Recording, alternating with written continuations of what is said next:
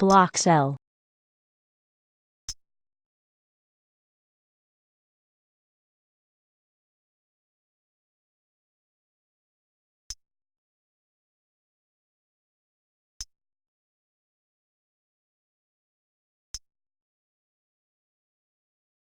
Derivatives trading involves substantial risk and loss and is not suitable for all investors. Past performance is not necessarily indicative of future results. Oh, whoops, I forgot. Hold on a second.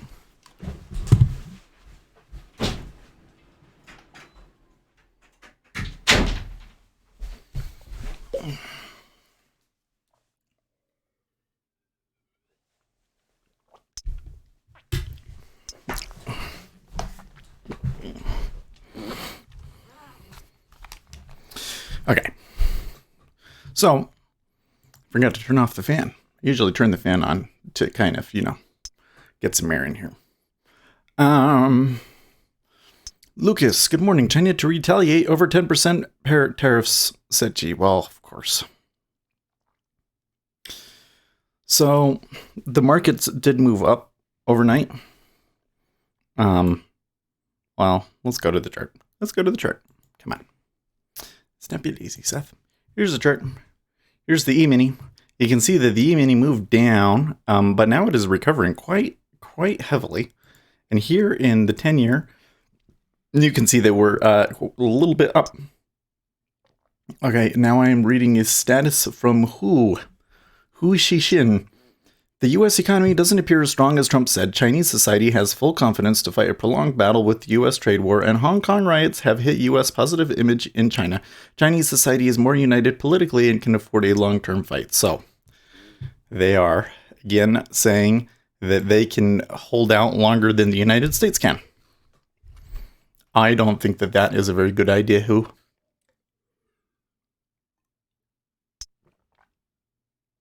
That's practically begging for Donald Trump to push China further. Because if you are, let's see here.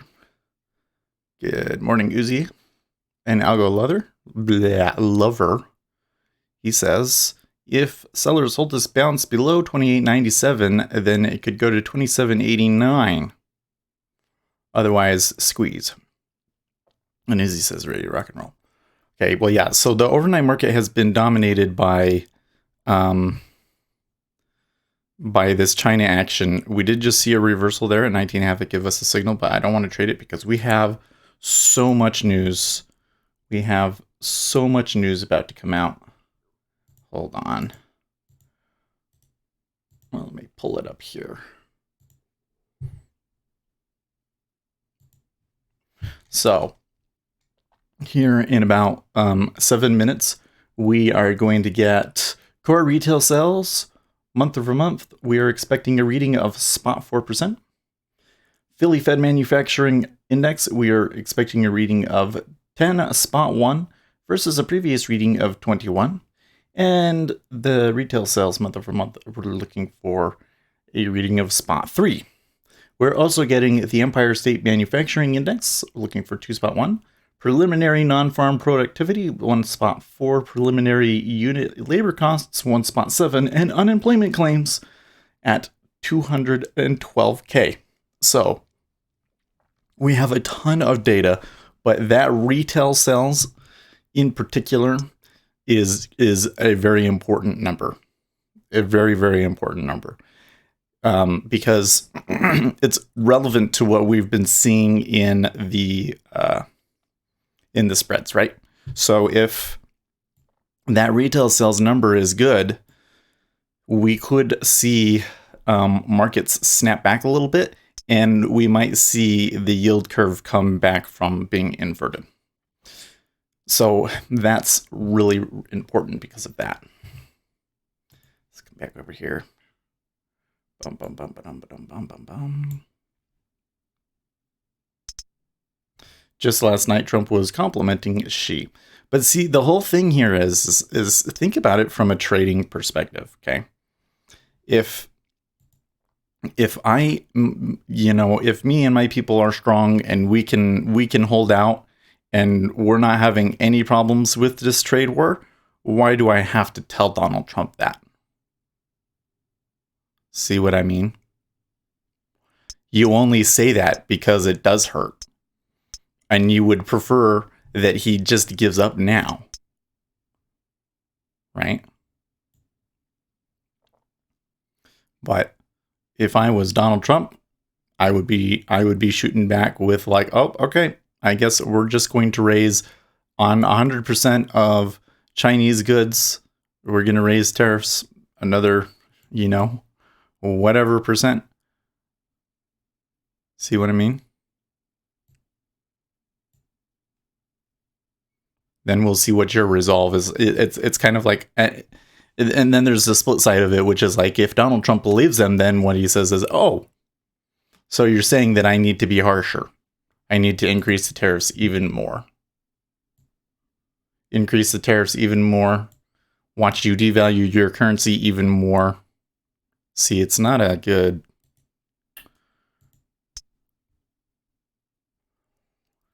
Probably not a good look.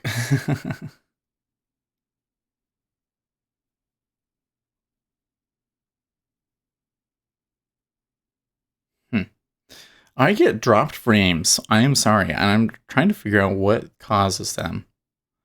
But maybe it's the preview. Let's just turn the preview off. But I think it could be that when I get a big volume spike, the resources just get pulled away from the encoder. So maybe I need a separate encoder. Maybe I need a second stream machine. I don't know. But you guys say that you don't notice it, so maybe it's not a big deal. I was thinking the other day, because John said that he got a little bit of garbledness, and I went back and watched it, and the video that YouTube recorded didn't record a problem, but you could still have had like dropped frames, and it might have messed up his thing, and other machines might have interpreted it differently. Anyways...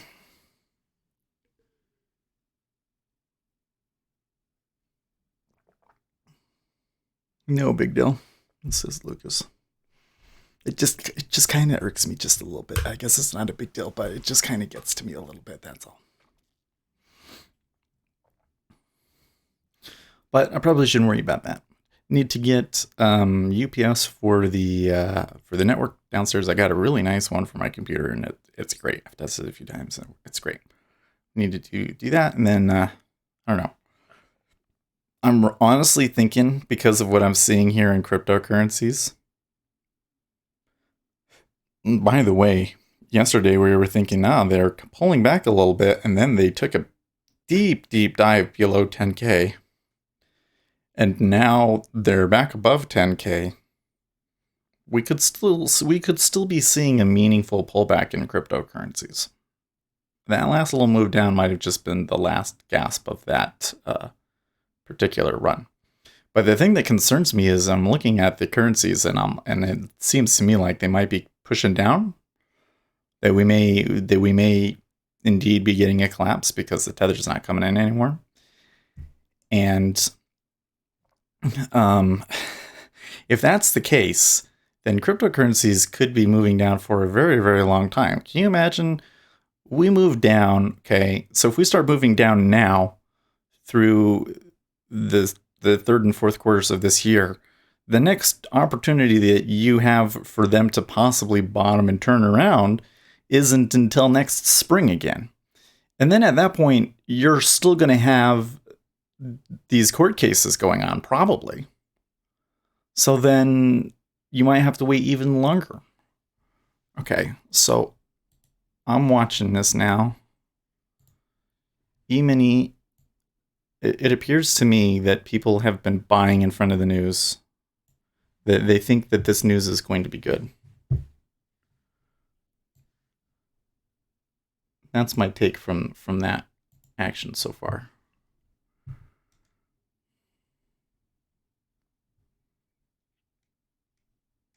Donald Trump is on the phone with tweeting too, so watch out for that. Okay, here we go. They sure did. Okay, so they did sell it. There is no liquidity in the MES. Wow. They completely pull. You can't even trade that. That's interesting. Okay, but it was good.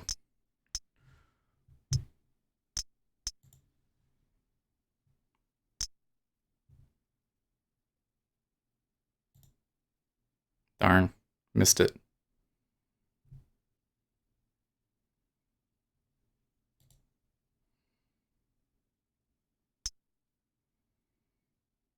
All right, what? Well, and when asks where's Ace, Ace usually doesn't come in until the top of the hour. No, not there, not there.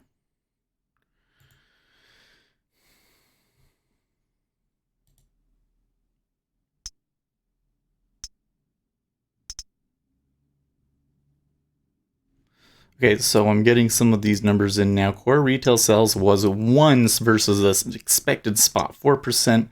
Retail sales was spot 7 versus spot 3. Philly Fed was 16 versus 10.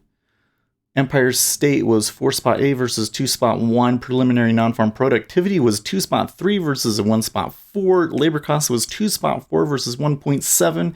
And unemployment claims was just a little bit higher than expected at 220 versus 212, although 212 was a pretty low expectation, and 220 is right in line with where it almost always is. So, those were good numbers.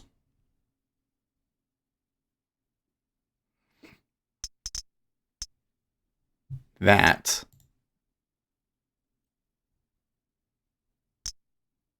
shoot.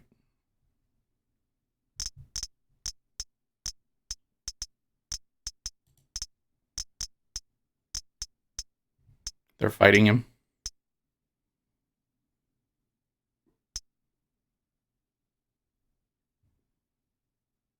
They're fighting him hard.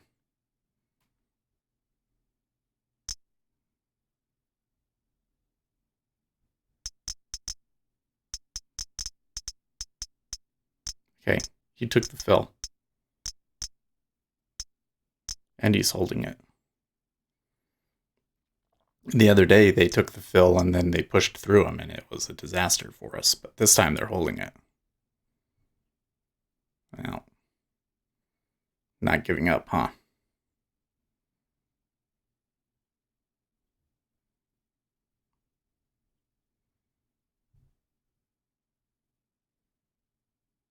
Yeah, there you go. Now all of these guys that... Oh, really? Let's see. They're fighting him really hard. They normally would not fight this hard. Normally, they would be giving up and going for new lows now.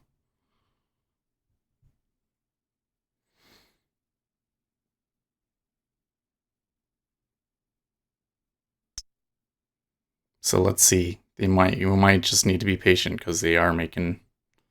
There they are, see? You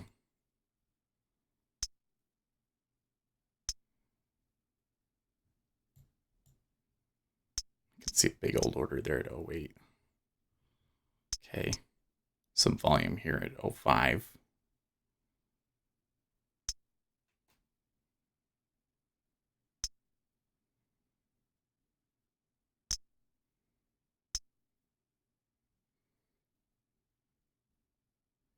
E-mini not immediately jumping up either.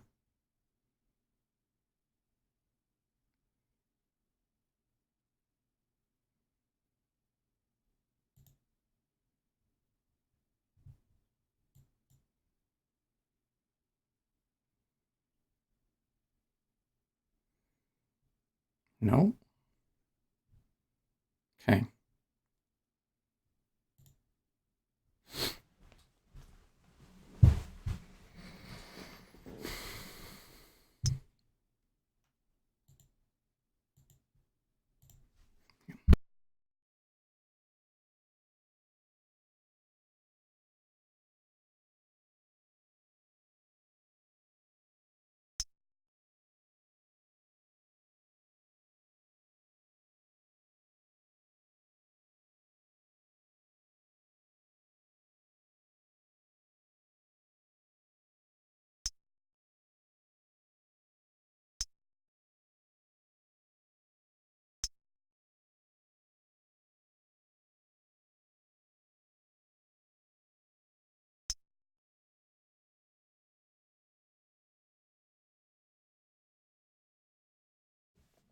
You are up and online early today. Spot the dog.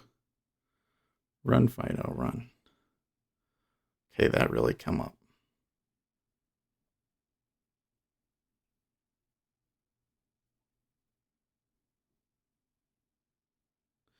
So that one we caught a good trade. I wish I could have gotten out at +4, but that one just happens.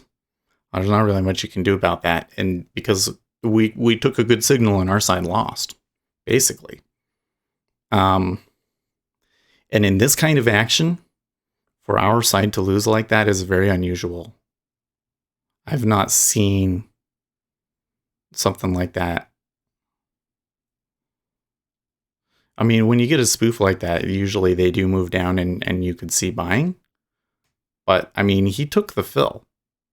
Like, that's the thing, is it wasn't a spoof. He took the fill. So where were we when this news hit again? We were at right around 18.5. So this is kind of like 50%.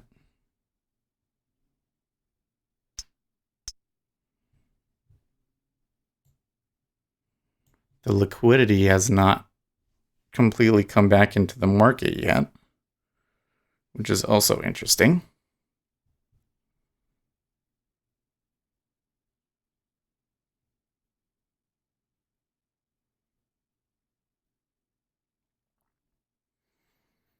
And I have to say, I suspected that the numbers were going to be good,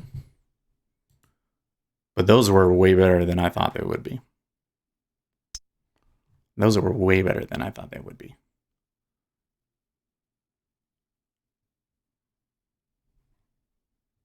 Here's the Chinese all, the US economy is not strong. And then you put up numbers like that. Shut your mouth, Hugh. Shut your mouth.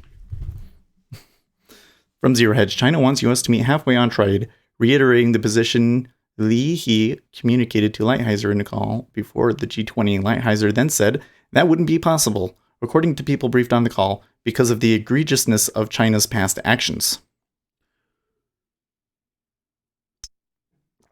What is the thinking now? Is the market still buying into the idea of 2 or more rate cuts by December? I think so.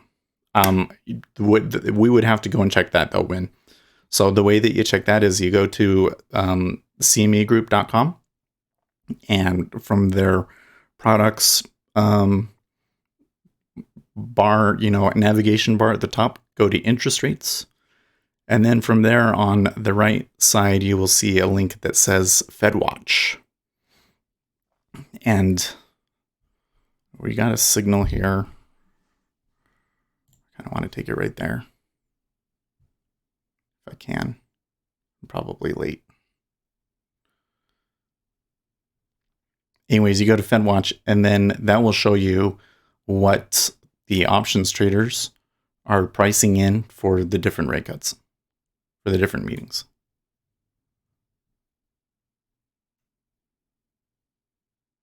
CME FedWatch.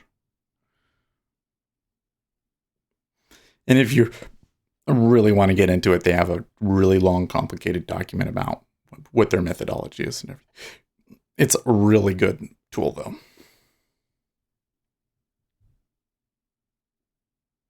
That's what people are looking at when they say, traders are trading in X chance of a cut and that sort of a thing.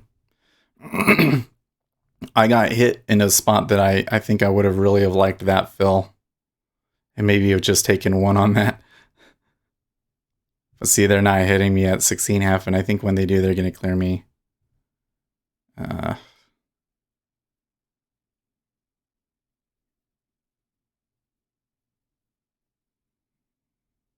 See, you never that's not necessarily what you want to see.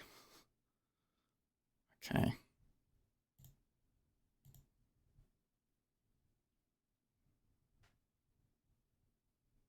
Well, hey.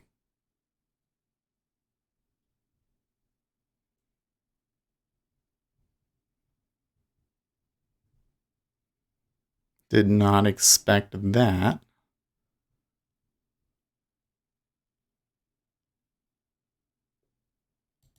That is not something that I want to see either.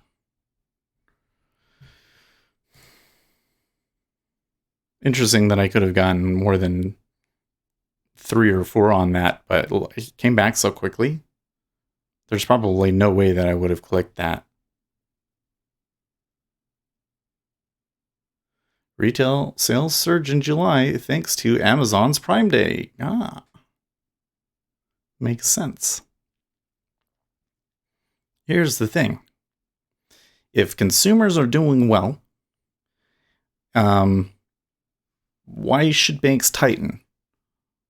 You know, they might not make very much money on it, but they can still give it to people because people are still doing well. So I'm just saying it's only one data point, of course. We need to continue to see that through to the rest of the year. But that's one data point that kind of says that maybe this inverted yield curve either doesn't matter or shouldn't be inverted.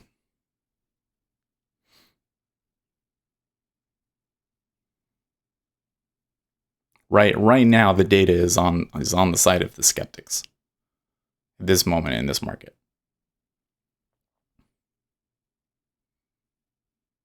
Well, the buying might have stalled out there. And I do detect a little whiff of buying in the mini.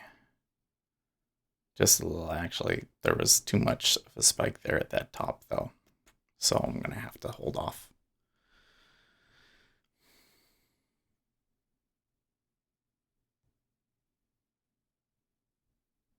You can see if I had still had that, order trying to take the one out of it again, I probably would not have gotten filled. Do not see any. It never ticked up, at least. They never cleared it. I think that there's a good chance that they're going to go through this.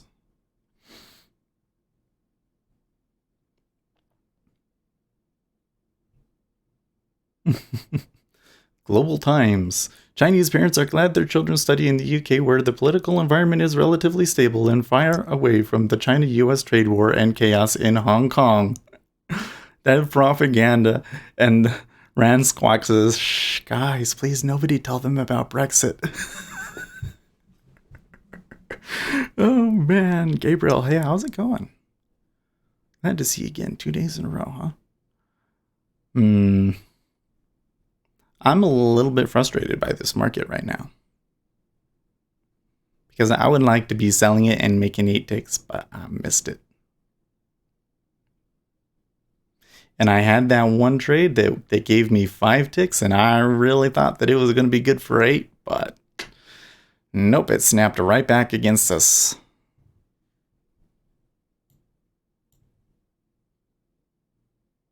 Right now. So I'm seeing like higher lows and stuff like that. But you ignore those, right? So we know that has a negative edge. Gabriel says, "I'm effing fine, my brother." Good deal. And there's wrong too.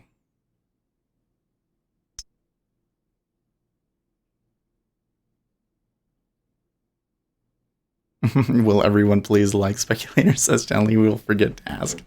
Probably I will. You know what though? I watched this video. I don't think it was. I think it was one of those videos that somebody linked to me. They're like, "Hey, I paid for this course, and they have their videos up on private that you get if you pay for the course. But there was something that I want you to see, and I watched it." And this guy, he was talking about that, like he was talking about mental aspects of things, and one of the things was talking about aligning your values with your goals. So he was saying you might want to be good at trading, but you might have a fundamental belief that is holding you back. For instance, some people, they are taught in their family when they're kids that money is bad and that people that have a lot of money are bad people. And so your mind like subconsciously sabotages your trading because you fundamentally believe that having a lot of money is bad. And I think one of the beliefs that I have that maybe holds back the channel sometimes, because I want the channel to be successful. And the reason that I want the channel to be successful is because that helps you guys, right? We have a stronger community, and that's good for everybody. And that helps, anybody that's a beginner trader, helps them get going faster and helps them figure out what's going on better. It's for the community, and I just love the community, and I want to give back to the community.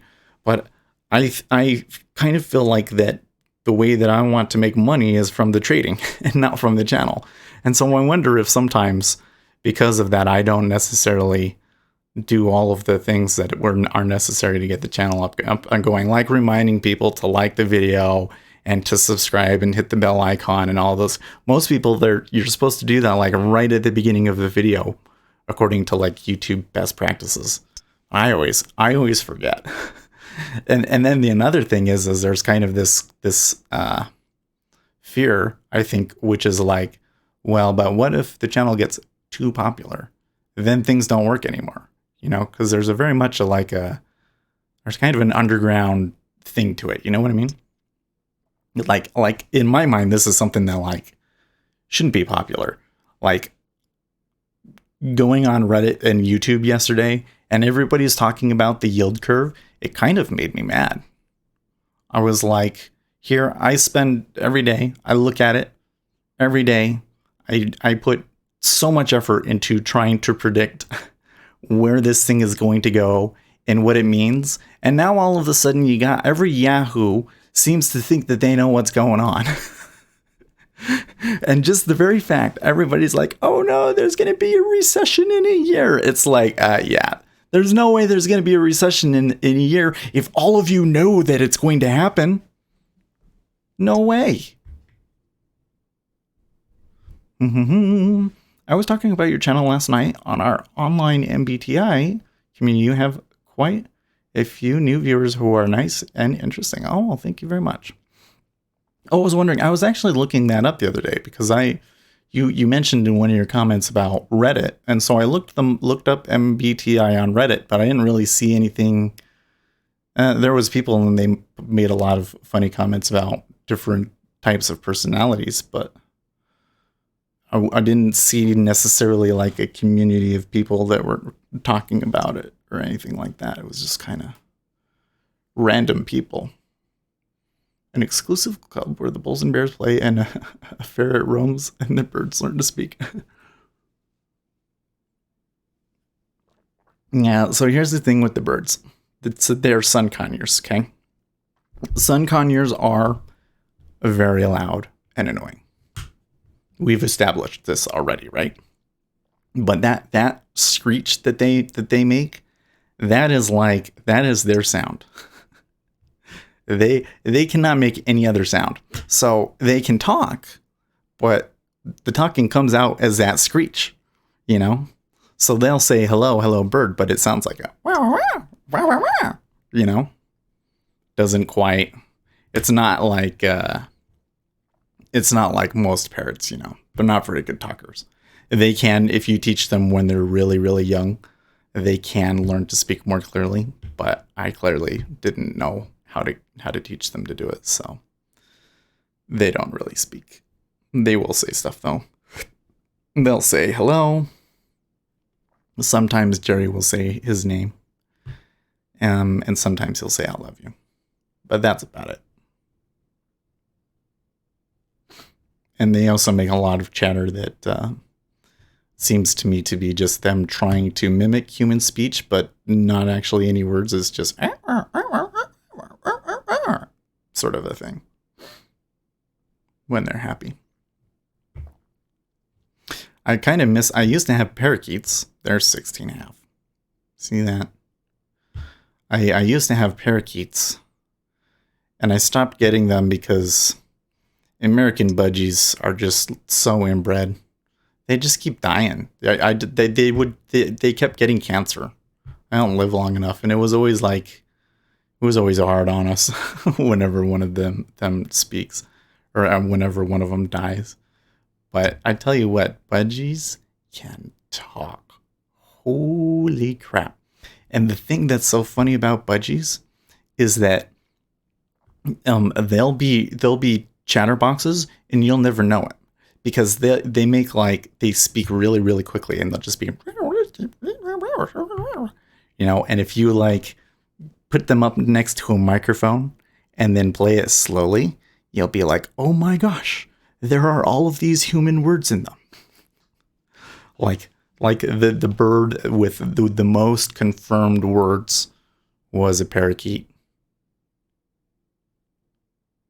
And you can go on YouTube and you can watch these parakeets and they do that sort of a thing where they take a video and then they slow it down and you can hear what it's actually saying and it's like, what? What? They inbred ferrets also. Everyone wanted white ferrets and now they have cranial facial disorder like Downs and quite a few are deaf. My deaf girl was Keller. Oh. I mean, it's a problem with a lot of pets, right? It's a problem with dogs. Okay. Pretty solid uptick there. See, I kind of knew. I want to sell this because the news was down. But when it was down there, somebody was fighting it so hard that kind of makes me like cautious. And so in order for me to really want to sell it, I need to see the buyers like way overextend or something, And when you look at it now, we are kind of getting spikes, but they're not huge spikes. Like they're nothing compared to what we were doing just before the news, for instance.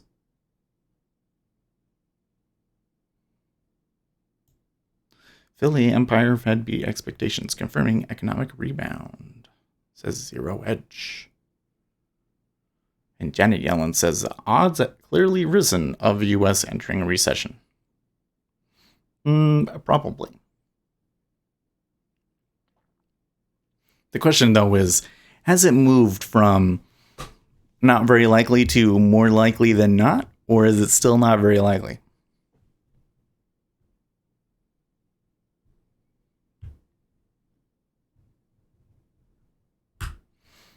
And then there's this other thing, which is the U.S. economy is looking good. The data says that it looks good. And the only thing that really seems to be holding us back, in the U.S. at least, is the trade war with China. So it's really curious and something that China really tries to downplay and that the media doesn't really seem to talk about very much, but it's very interesting and I think significant that despite this trade war that has been going on now for almost 2 years, I think, right? It's been over 2 years now. Not over 2 years, but almost. Like we're coming up on like a year and a half, year and 3/4, something like that, right? Anyways, that we've been going through that for so long, and we don't. It hasn't really hurt us that much, which I think that it just kind of goes back into this thing that like. The U.S. economy is not as dependent on China as they want us to believe. Okay, they're really falling there now. I was wondering if maybe I was going to get a buy here, but they're just plowing through it. They just kind of falling through. They're looking like now maybe they want to go for a new low. We're going to see that spoof show up. I mean, there was a little bit there at 14.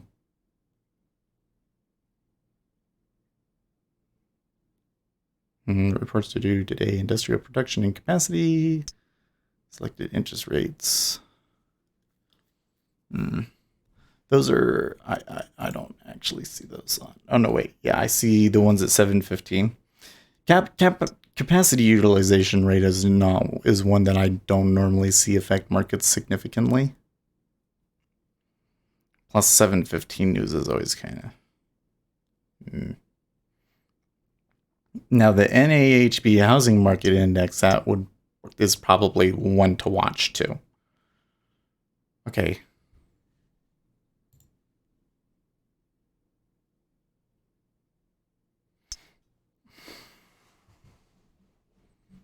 I really don't want to buy.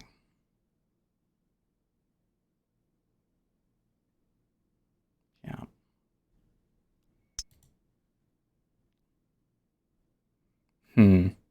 So that was a relatively large offer got put on there, and they just snatched it right up.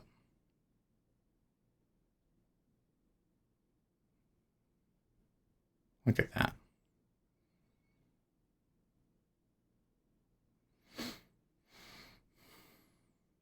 Well, that's exactly what I would want to see, but it makes me very uncomfortable.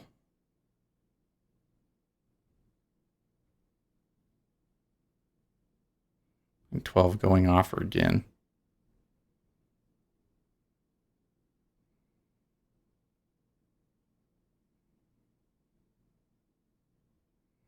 I think I'm getting a signal that might fail. Yeah. Shoot.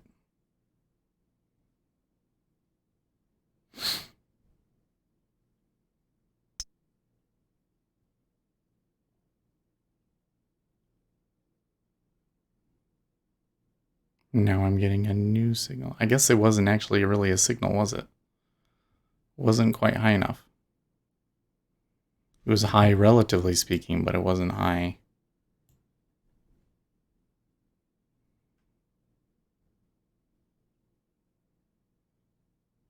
So instead of a failed, I would think I should be calling that one a misread.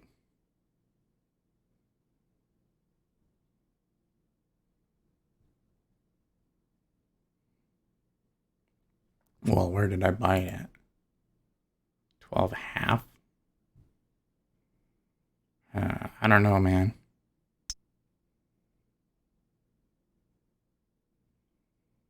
And they're like, buy it again, Seth. Well,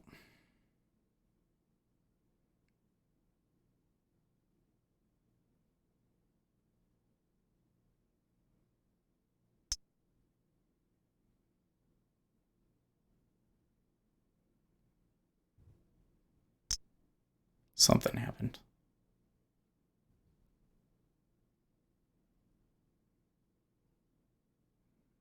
What was that?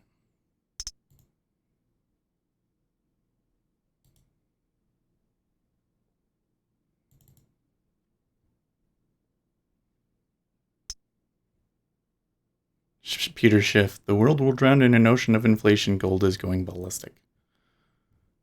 Hmm.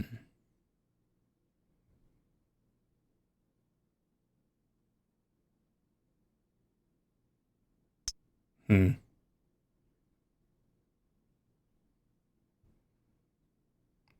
Clearly, I wasn't the only one with that thought at 13.5.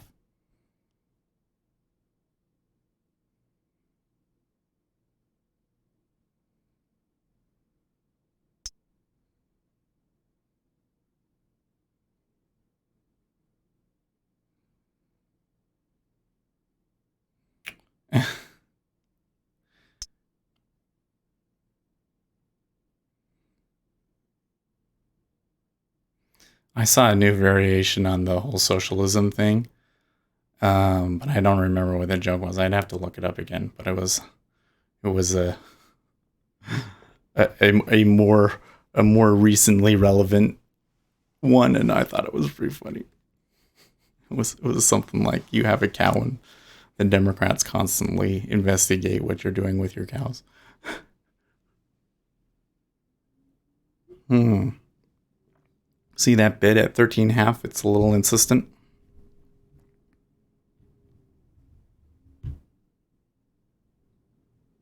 The thing that always confuses me, I don't want to say confuses me, but I wish I understood why, is like, I'll have it here at 13.5. It's super insistent. But then at 14, they tick up and they don't really care. It's like, okay. So you really cared that you get it at 13.5, but then when it ticks up at 14, you don't care?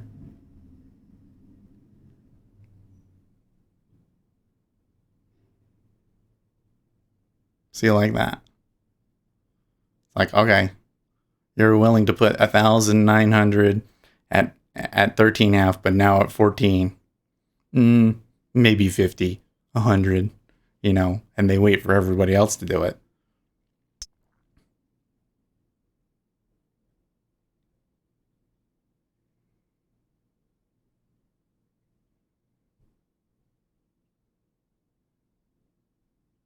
I'm getting something here. In this location, it's probably a continuation, but we should be on our toes.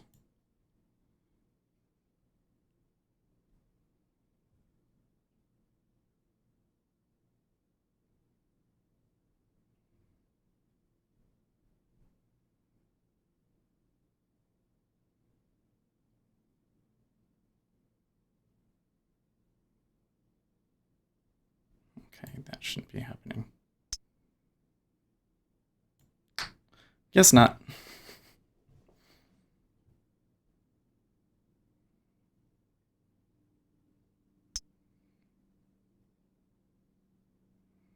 The E-mini is being wild. I guess it was a reversal. I guess you could read it as a reversal.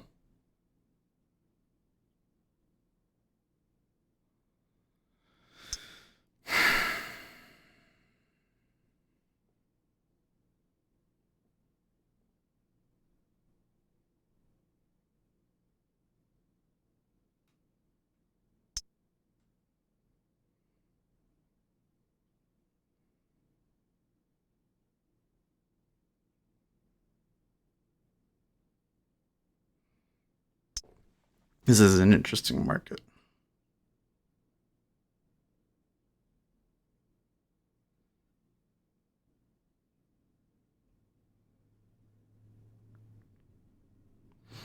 I guess I need to consider that maybe it's not fighting so much as it is they're just trying to stir the pot.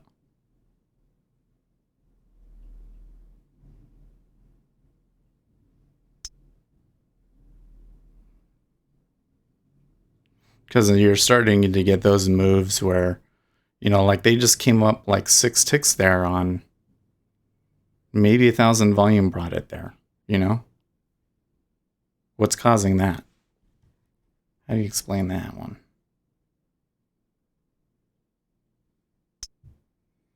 And the swings do seem to match up pretty well with swings in the E-mini.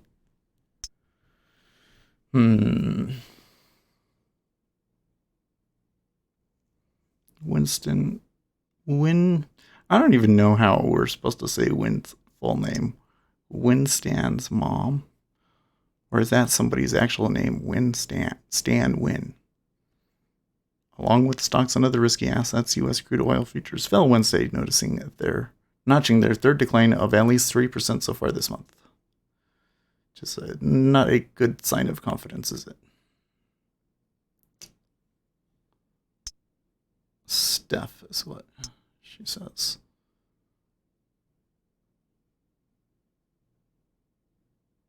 World Trade Organization's quarterly outlook indicator shows growth in global goods trades likely to weaken with a reading of 95.7.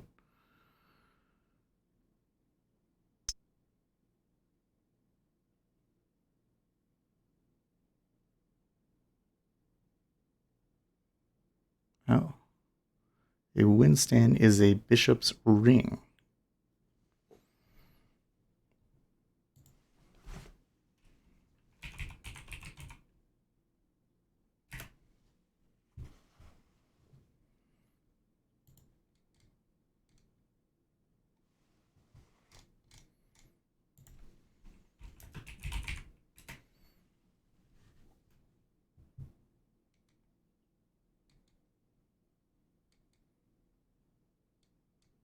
But where is a...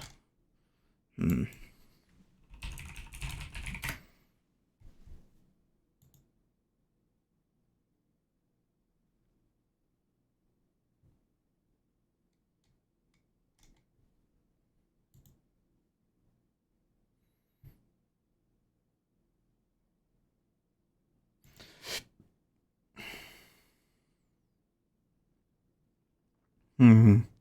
Are they going to move up higher again? Are they going to get back up to 16?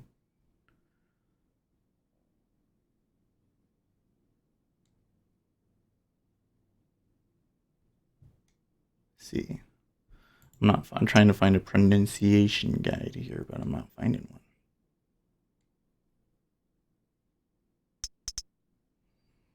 Okay.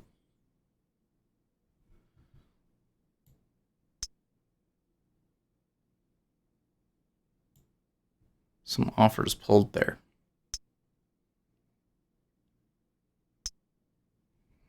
There's our big guy.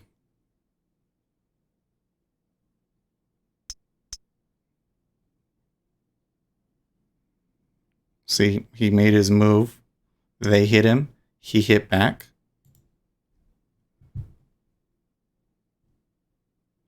But they're fighting him again.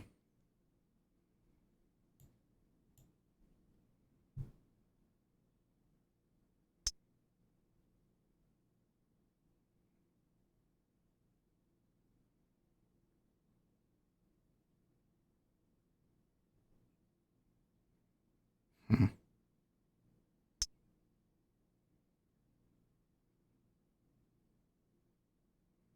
He was only shown up selling, though. So there's that.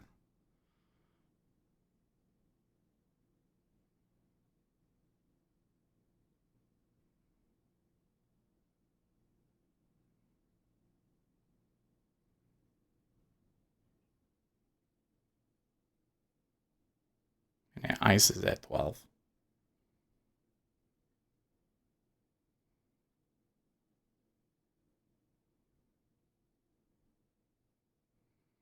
Okay, that was a little bit better of a hold.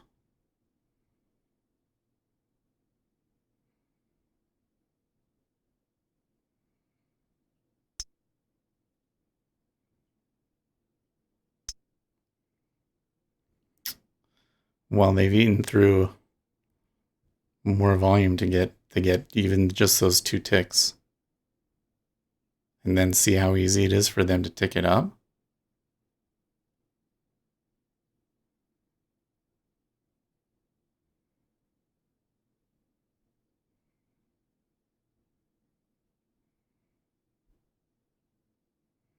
It's like they're fighting it for some reason.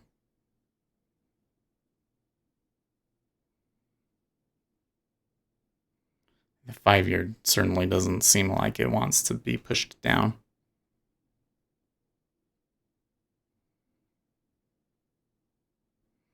The 30-year does, though. Did the spread come back up today? It did. It's probably not uninverted yet, but it is moving up.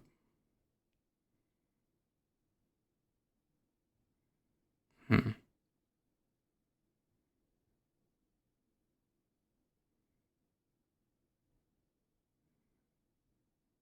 Well, we got one, but it's zippering at 11.5 now.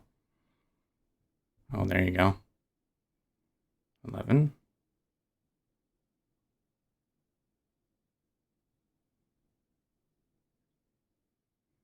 Even 11 is icing.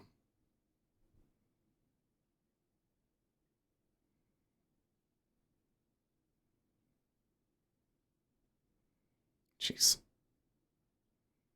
It was doing this the other day, wasn't it? I remember doing that and I was frustrated.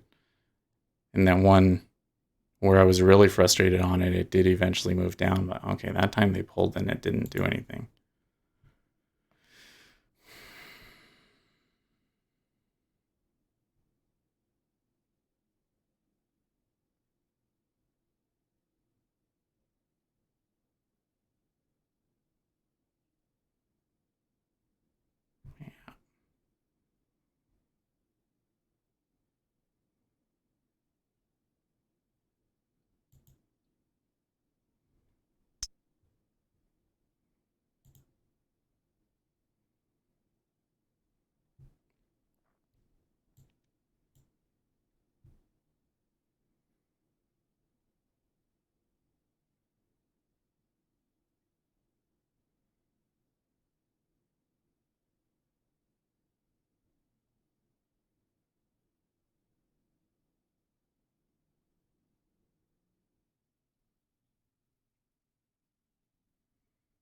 Hmm.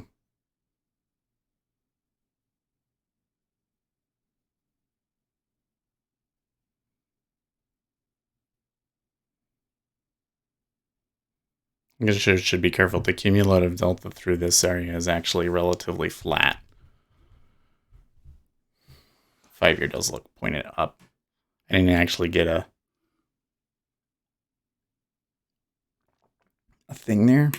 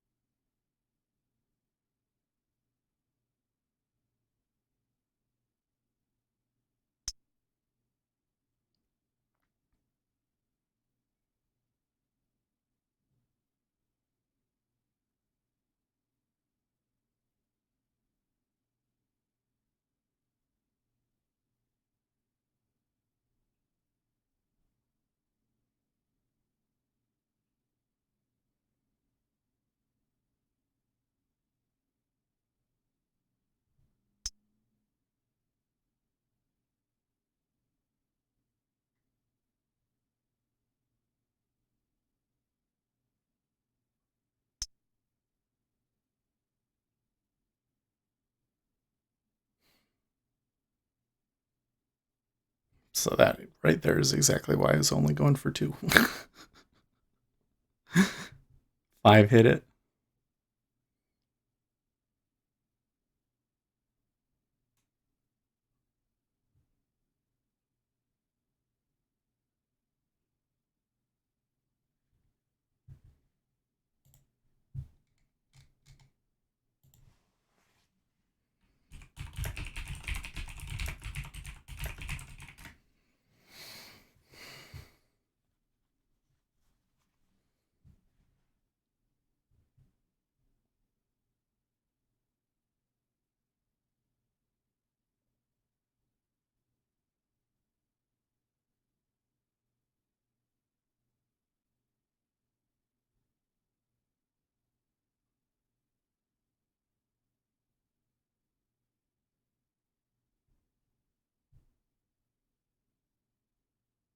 Hmm. Now, why are you being like that? I don't quite understand.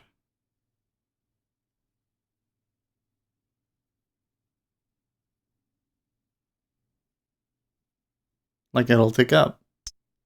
13 will pull. Nobody hits it.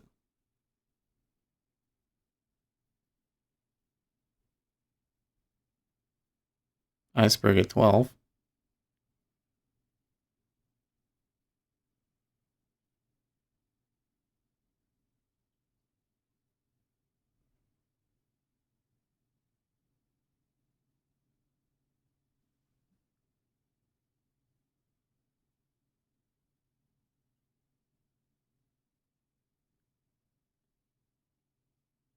Well,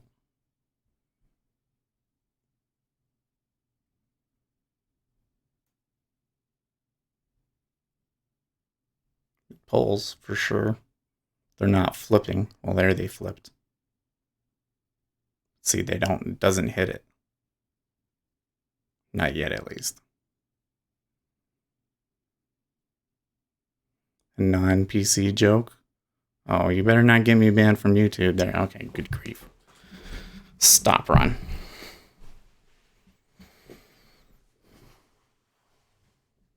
Political think tank economist virus doesn't do anything, but you can't get rid of it until next election. And now it goes.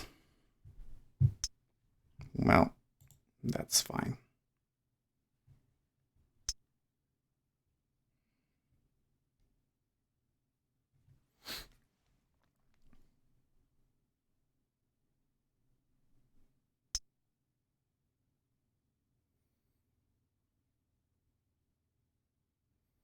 The way this is moving is not very productive, let's say.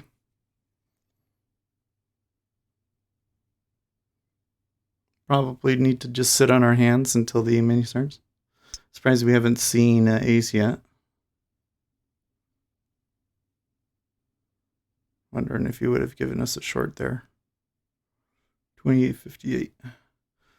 Rolo Tape. That's a new name. Hey, welcome. Welcome to our little trade room.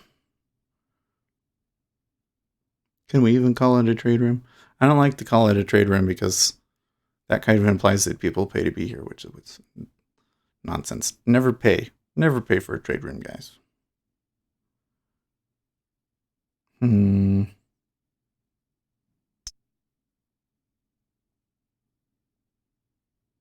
Non-ban worthy. Okay.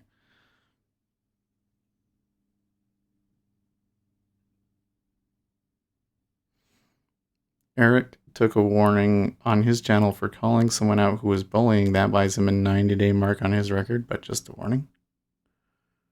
Oh, Rollotape says, I normally watch your videos in the PM. Oh, how long have you been doing that for, Rollotape? That's really cool. And if you do watch them in the PM, I'm interested to know, for people that watch it on replay or whatever, what are some things that I'm doing that are annoying? Like I know that sometimes I'll switch the screen and forget to move it back over. And then I'm like, oh no, anybody that's like trying to watch the order flow for that is going to be screwed. Rollotape says probably for a year. Wow, really? Wow, thank you.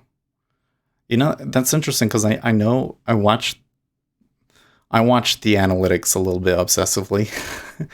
and I know that there are people that come in and about 100 people or so that come in and watch literally every day. They don't necessarily interact or chat with us, but every day. Tell you what, if you do that, you should, I would like to know, what you're doing and what's up. So if like you're trading and you're watching in the evening or whatever, leave comments on the video. So we've been starting to get more comments on the video, and I feel like that's a much better way to like keep track of everybody's progress. The only thing I can say is you never update your profit and loss. That's a good point. So let's update that. We were tracking from the 22nd it was, right? No, I don't think it was starting from the 22nd. Nope, it was not. It was from the 29th. Okay. So we take everything. Oh, and how come I don't have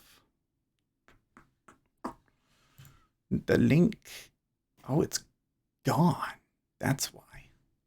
Because I installed an update. Notepad++. There it is.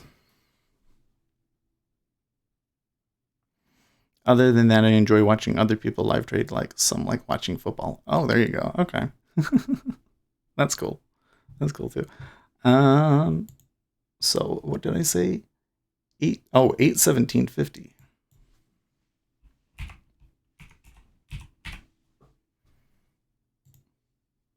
That's going to be gross, not net. The only reason why I'm watching in the AM was how do I get your clock in the taskbar? Oh, it's a good question. I always forget the name of it. I have it down here. No, if I right click on it, it's called T clock. Here, I can show you the options. So it comes up, it's called T clock. So you can go to github.com/whitetiger/T clock. T-clock. But I'm sure if you just search for T-clock, it'll give you the website. And, it comes with all these cool little things. And so then I went and I found, I think it came with this font, Digital 7 Mono. And then, I just set it up the way that I wanted it. Because the reason I did it originally was to have seconds, but then I was like, we should make it big so that you can all see it. It's pretty cool, right? I've been asked that question actually many times now. That probably should go on like the frequently asked questions.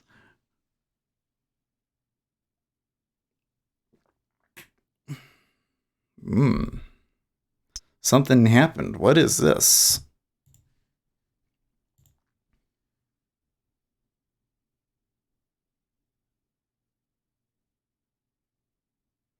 The E-mini is very upset about whatever just happened. All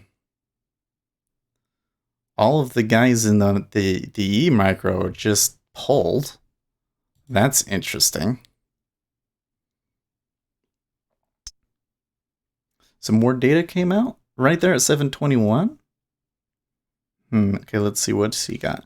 At least 3 Pakistani soldiers and 5 Italian troops have been killed after an exchange of fire across the line of control in the undisputed region of Kashmir. No. President Trump, U.S.-China trade deal has to be a deal on our terms. During a syndicated radio interview. Well, that would certainly do it. I don't know if that really changes anything fundamentally.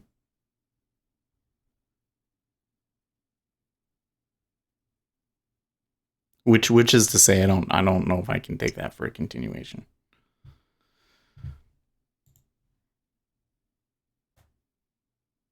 Yeah, typical rhetoric, right? Exactly. There's the whole rhetoric the past few days is really interesting to me, you know. So a little earlier, I was saying like when we came in and who was saying some of the things that was like, you know, China is united and we'll stick together and we can last a lot longer than the Americans can and all of this. And, you know, and I'm thinking that's probably not something you want to say because then Donald Trump is probably just going to try and push you harder. Oh, there's Ace. But then the other thing that I'm thinking is like, isn't this pretty much the same rhetoric that we've been shooting back and forth since the beginning? So why would you continue to say that if, you know, it hasn't been working? He says, what did I miss? Okay, so the economic numbers that came out early this morning were very good. Retail sales was outperformed quite a bit. The manufacturing numbers outperformed. The only number that wasn't positive was the unemployment claims, and it was only by, you know, like 7K or something like that. And Win says, when you missed Win, that there's another thing. And now there's Donald Trump and China are kind of shooting back and forth over the trade war. So apparently he just said something on a syndicated radio TV show. Okay, now I'm getting something, but it is like in the middle. My voice is cracking. It is in the middle of a range. I cannot read anything out of that, but it's a pretty big one.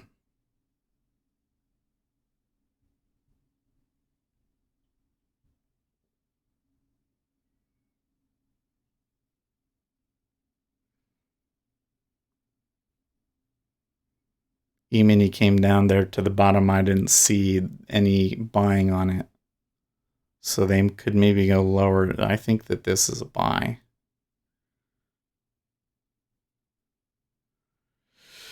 Is Auction Vista not useful for trading treasuries? So I have the Auction Vista there. I don't know. I'm a little... In all honesty, I've had it up there, and I've never consciously sat there and said, like, oh, okay, this is the signal that I want to see on the Auction Vista, and this is how I take it, and things like that. But, you know, I liked it, but then I made this thing, this little histogram, which, you know, and I tested, and I had a specific signal, and I really like, and... you know, there just wasn't room for all of them.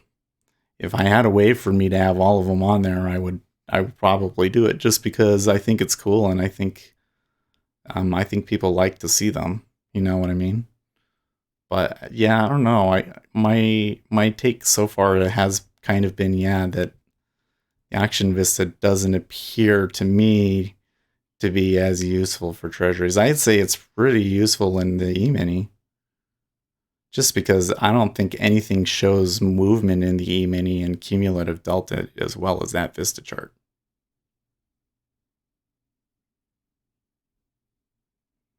Okay, now a little bit of icing at 17.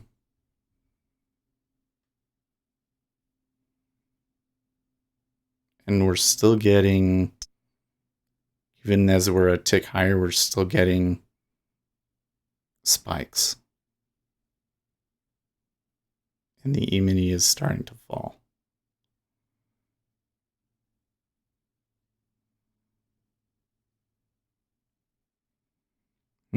Also, at least for equities, sometimes the volume bars are incorrect on the Vista comparing data from times and sells. Oh, really?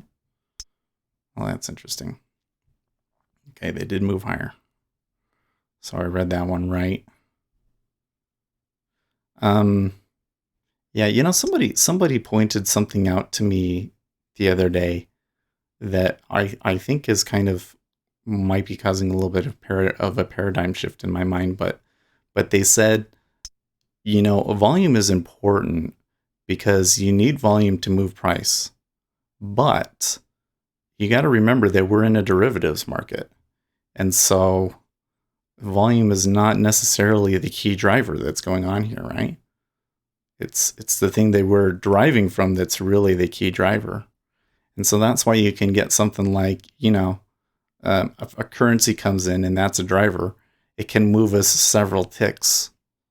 It can move us several ticks on almost no volume, And that's why you can run into a spot and you could have what do you call it? An iceberg somewhere. And sometimes they go through and sometimes they don't. And it's really hard to predict when they're going to. It's because it's a derivatives market. So the volume can only tell you so much.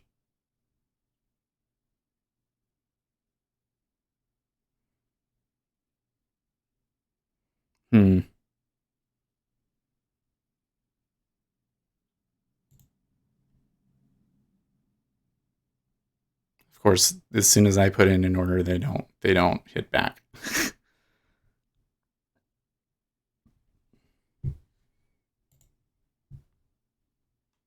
So that puts us at maybe even today.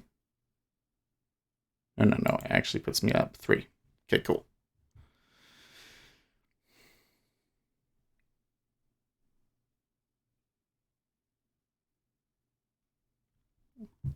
That one I could maybe hold out for more, but today has just been the way that it's being and everything. I think it's better for me to just kind of err on the side of caution. Ace says Seth is going to yell at us for not being serious. No, we were having a discussion about that the other day. Like, sometimes the chat gets a little wild, but my opinion of it is, and I'm not even sure that my opinion matters, but if you want like serious discussion, we have the Discord for that.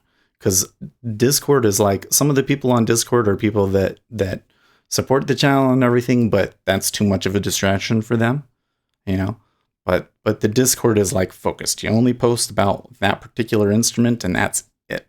And there's not, there's not nearly as much activity. It's only just like interesting things that you're noticing about the action. And I should probably be posting in there more, but there's so much more activity in chat right now. A lot of the guys that are regularly in the Discord are out right now. But I digress. That's for the serious stuff. And so the YouTube chat is, you guys can just have as much fun as you want. And if it's too much for me at that particular time, I'm just going to focus on the action and I might not respond to everything that you guys say, which, I don't like doing. I feel bad because I feel like, the best thing for the channel is to try and respond to everything. But I know that you guys know I care, right? We know each other well enough that you you guys understand if I have to just focus on the action for a bit. So you guys, you just go along and you do what you want to do. Like honestly, if people were coming in and were just spamming the crap out of the chat all the time, it wouldn't even be a big deal. So that would be a good thing. If you look at like the popular Twitch streams, that's the way it is. Like it's almost impossible to read the chat, right? So yeah. But if you have a serious thing about particular action, or you want to post pictures, I would recommend clicking on the link to the Discord in the channel description. Or rather, in the video description.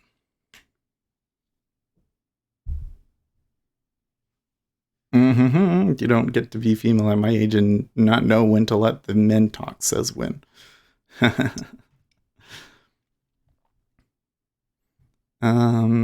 We're... Oh, I get a new control center.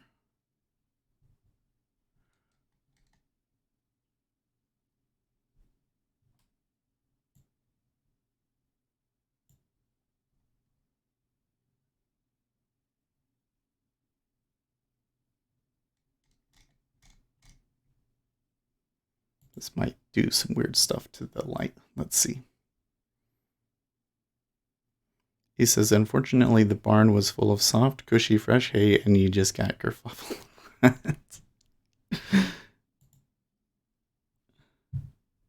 Let's install our light here. Oh, we're getting a reversal. I don't think I want to take that reversal, though. Not just because I'm installing something, but because it's like right at the E-mini open, and this is kind of really, really stoppy. And it's a really, really big one, too. It's really, really big. It is going higher. They are buying it.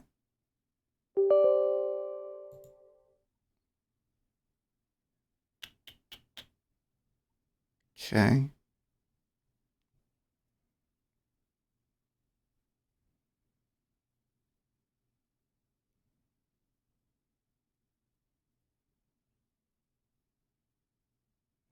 That, I don't know. That one's kind of weird, guys. When did we get 18? My chart isn't updating correctly.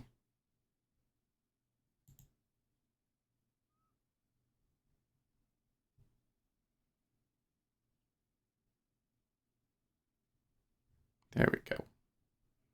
Okay, cool.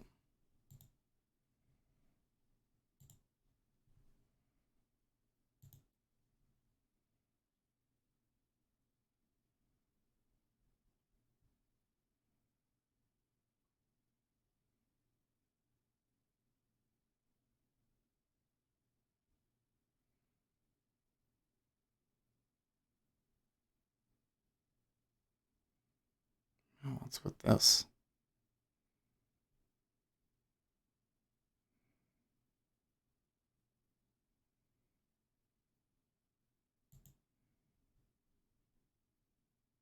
Shoot.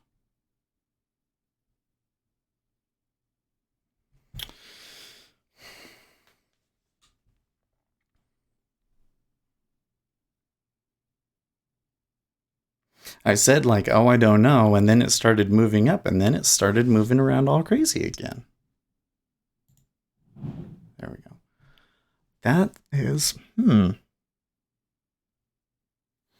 And why is the E-mini so, ugh.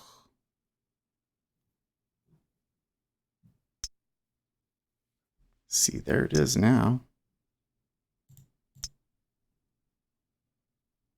Did you see that spoof there for a second?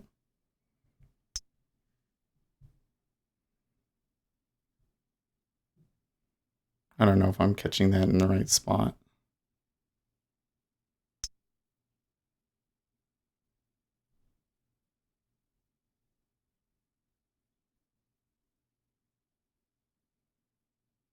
Just the fact that it's starting to tick a little wild makes me think that it's going to move up. See, the E-mini is starting to look risk off again.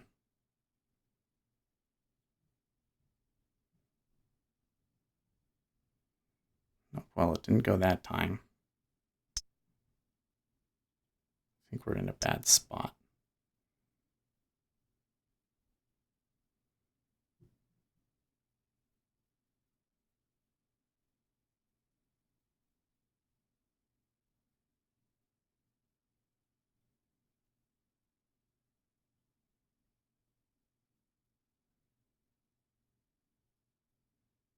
Hmm.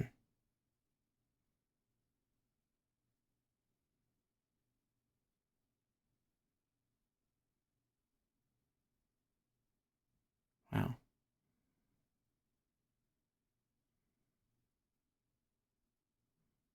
That's incredibly frustrating. And now, after all of that, they're not hitting 19? Come on, there you go. Like, really? And then they're probably going to sell back into it again. Yeah. Come on.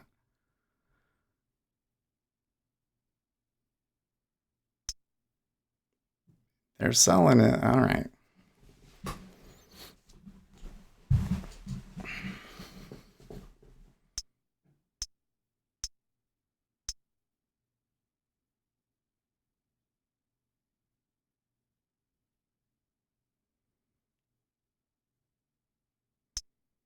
This market is just incredibly like.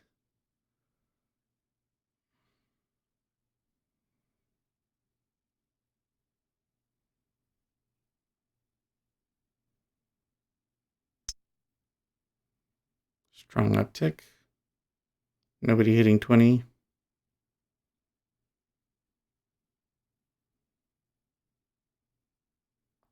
it going to pull? Well, they absorbed 1,000.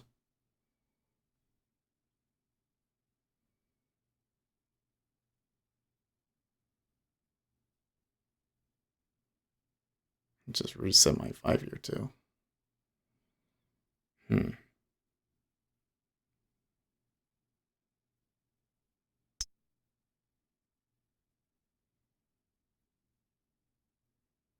getting another spike here. Around 19.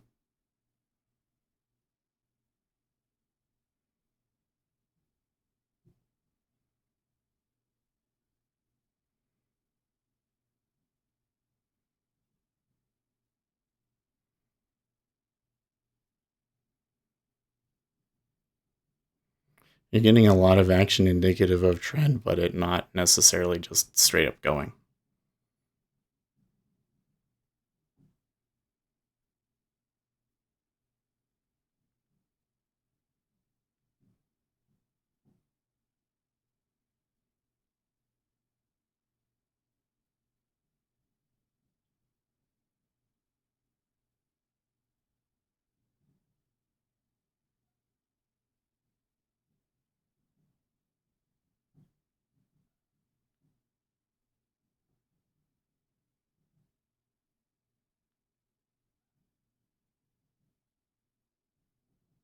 They are eating into 20 now, but just kind of nibbling. Okay, wow. They took all 1,000 there in one leap.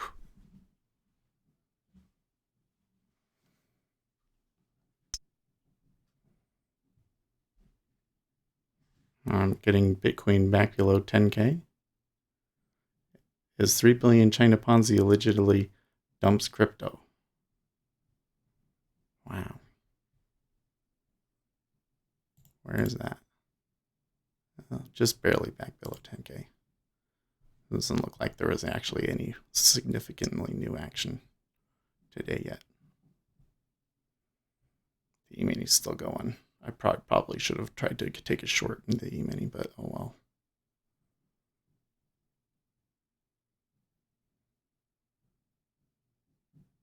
Well, interesting that we got all that really good data, but I'm not so sure the E-mini cares.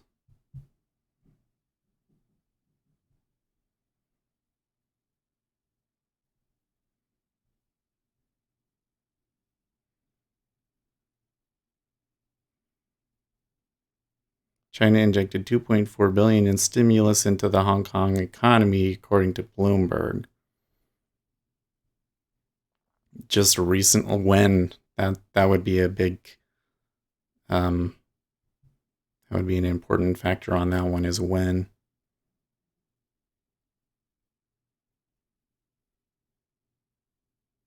Okay.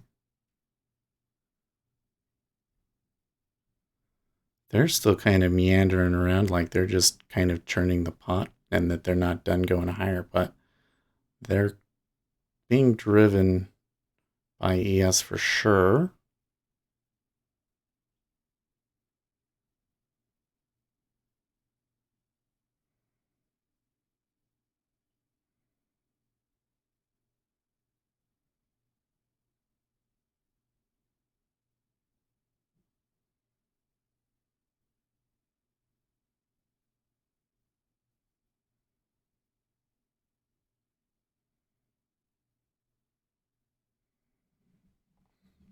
They're buying a lot at 20.5.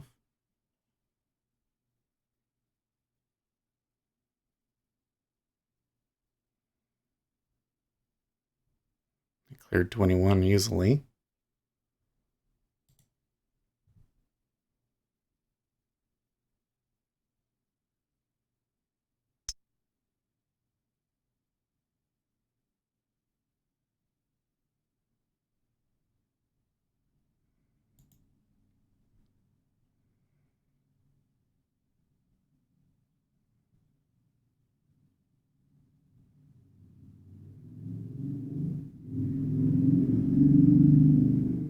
That one looked like it was a false breakout, actually.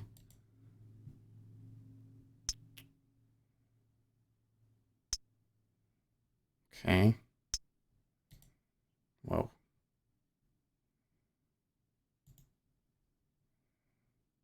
Let's just take it right there. It's starting to get a little bit too crazy for me. It moves around, it makes me want to click and click and click and click, you know?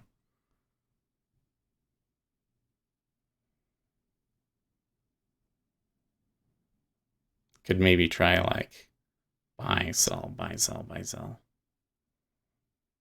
See that, Phil? Phil?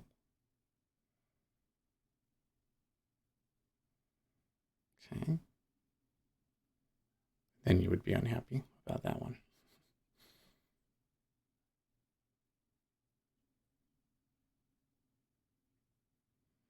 It's probably going to turn down a little bit here because the mini is making a more significant pullback. And there was a lot of activity on that down there. Excuse me.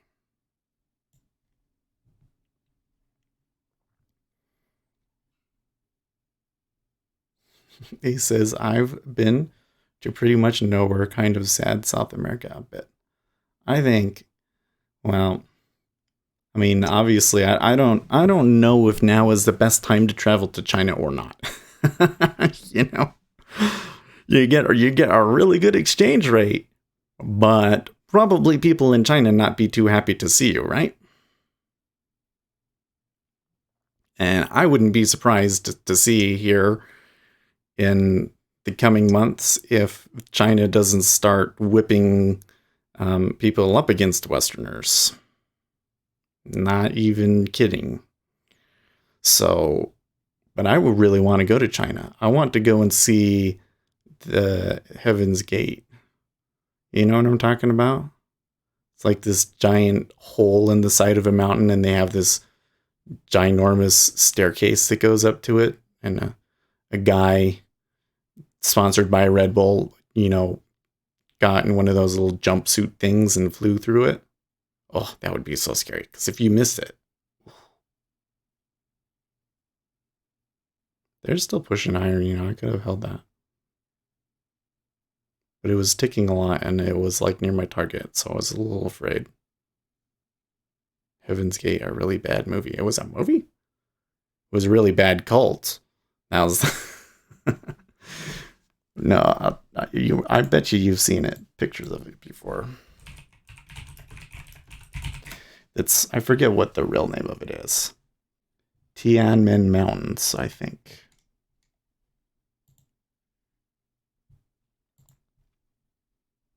See this? It's just like a gigantic hole in the side of the mountain with a staircase going up to it. Beautiful, right?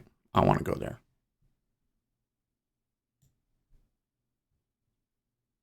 Also a bad religion.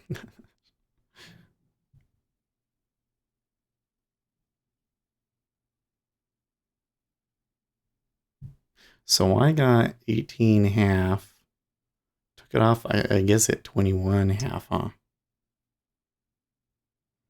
Could have gone for the 8. That was interesting that was 14 minus 4, 5 on the swings.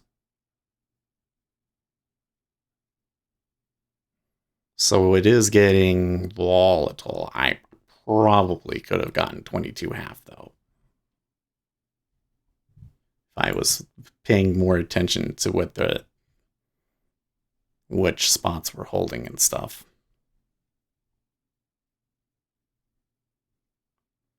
And I don't know if I took that one off of this, right? Yeah, 18.5. I mean, it never necessarily gave like a straight up sell signal, except for maybe at 20.5. Might have been able to take it off. Greg says 28.45.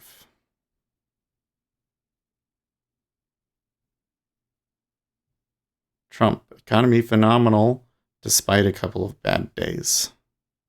Well, that means they're going to sell it more.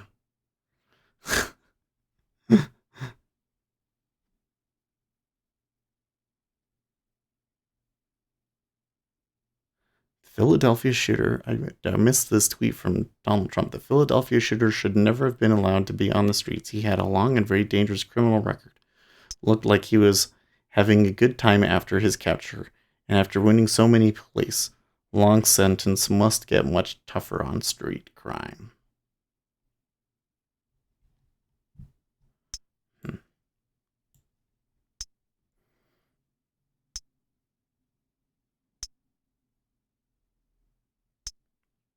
That fell.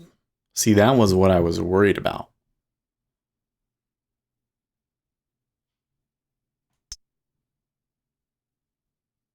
It was like, it's kind of weird. This is one of those things. Like, am I looking at that? Am I just like confirmation bias sort of a thing? I feel like it came up there. It was moving around a lot, and the only thing that was going off in my head was I need to take this off somewhere in here. And I was hoping for kind of more of a rush, but it didn't come. It was just kind of churning around, and I thought that could happen, but then it didn't happen. I said, well, I should probably have tried to get a little bit more out of it.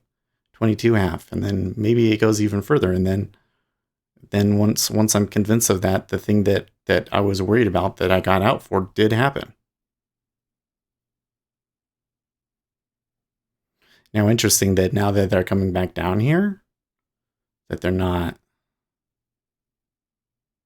I'm not getting signals. And the E-mini recovered quite strongly. I don't know if there was buying on that or not. That's kind of interesting.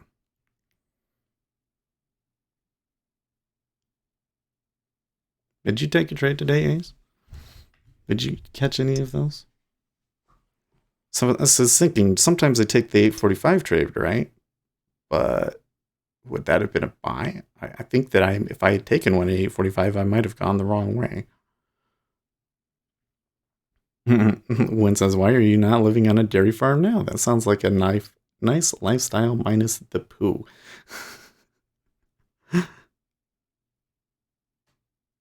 He says he hasn't taken a trade yet. We haven't talked about this yet, have we? Well, I've talked, but I don't think we've talked about it since Win and Ace have been around. I want an alpaca farm. Do you know, because alpacas are difficult to get, especially now that, all of that socialism nonsense is going on down there. That means that they're more important than ever. But so there's all sorts of special tax breaks and stuff that you can get if you have an alpaca farm. This is a zipper at 19.5. That's interesting. 1, 2, 3, 4, 5, 6, 7, 8, 9, 10, 11, 12. So that means it's likely to go lower. But it's moving so fast. I've never seen a zipper like that form in action so fast. I don't think I should take that. But the probability is that it's going to go lower from that. Well, there they touched 20.5 and 21. So false breakout, potentially. Interesting. But see, that's exactly why I didn't take it. Wynn says, an alpaca farm, I could not like Seth more than I do right now. A man who dreams of an alpaca farm must be a higher human being. I'm just telling you, they're great. Okay, you get all sorts of special tax breaks from them. First of all, I mean, that's, for me, obviously, it's got to be about the trading and the special tax breaks, right? They're what do we call it? Their fur. I don't know what you want to call it. But it's super soft. It's just the most wonderful stuff. And they're like really nice too. Did you know that alpacas don't have bottom teeth? They can't bite. They can't bite you. They can spit, but the spit doesn't really. They're not like llamas. Llamas are mean. No, alpacas are just cute. They're super cute. And you can like do their hair up all fun. I really want to. What kind of animal does one use to herd alpacas? I don't think that you need to herd them. I think that they're so friendly with people that you just, you need to herd them over to get them to eat or whatever. It's like you show up and they'll all be like, oh, the human's here, and they all just come over and get the food.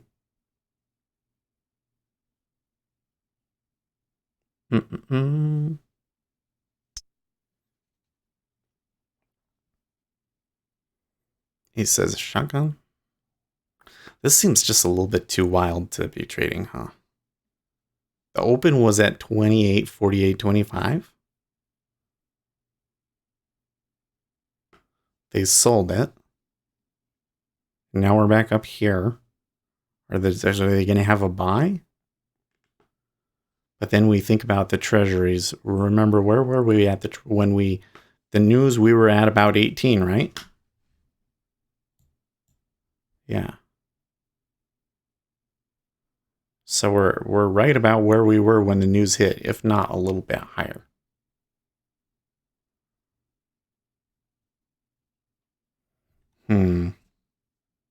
This thing right here. Oh my gosh. That is nasty.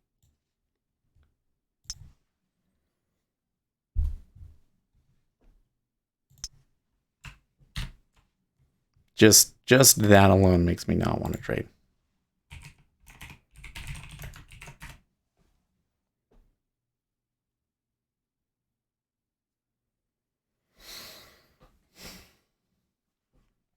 Yeah, there are some numbers at the top of the hour. Thank you for reminding us, Greg. What are the numbers? Let's go back over the numbers. We're looking for business inventories month over month, a reading of spot 1%. The housing market index, a reading of 66 versus a previous reading of 65. That housing market is the one that I think we care about, though. What exactly is it? A level of diffusion index based on surveyed home builders. Released Monday, measure above 50 indicates a favorable outlook, so 65 would already be pretty good. The highest we've seen lately, well, really since the crisis, was 74. So if it keeps, if we got something that was above the expectation, this number does tend to actually outperform a little bit.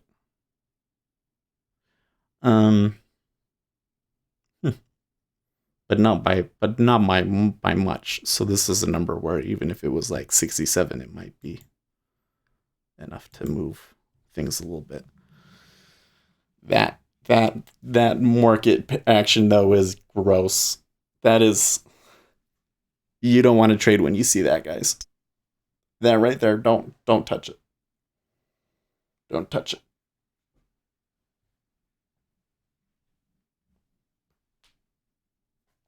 What is the difference between an alpaca and a llama?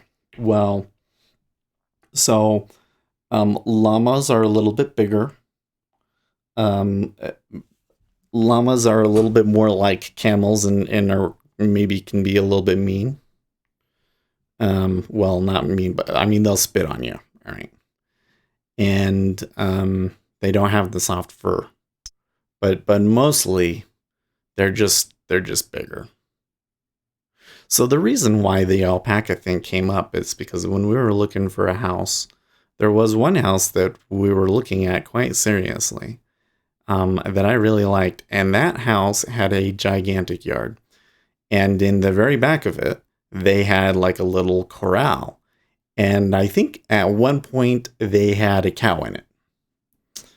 And I'm like, well, what can you, but I think they decided that it was a little bit too small for the cow. But I'm like, well, what could we put in there? And so I did research, and then I found out, you can get alpacas. Alpaca is the perfect size for that amount of land. And you get a tax break if you have alpacas. And so I started doing the research. You know me. I don't like to buy anything unless I've done the research, right? So we went to a farm and we met some alpacas and stuff. I think one of the alpaca farms in the area are having an open house this Saturday, I think, and I think I'm gonna go. I think it's far away. Plus, there's also the other thing is I want a palm ski, and they're having a palm ski meetup this weekend too. So I don't know if I can do both, but anyways, we went and met the alpacas, and they were just so great. And I was like, okay, we're doing this. Buy more alpacas and give the taxpayer a break. Yeah. Well, I'm the taxpayer, right? You get the break. I like it. Anything I can use to get out of paying a little bit of taxes. We need pictures. Oh my gosh, dude! Instagram has so many great alpaca accounts, and we need to watch this because the news is about to come out in a minute. But maybe in 30 minutes I can show you some fun pictures of the alpacas.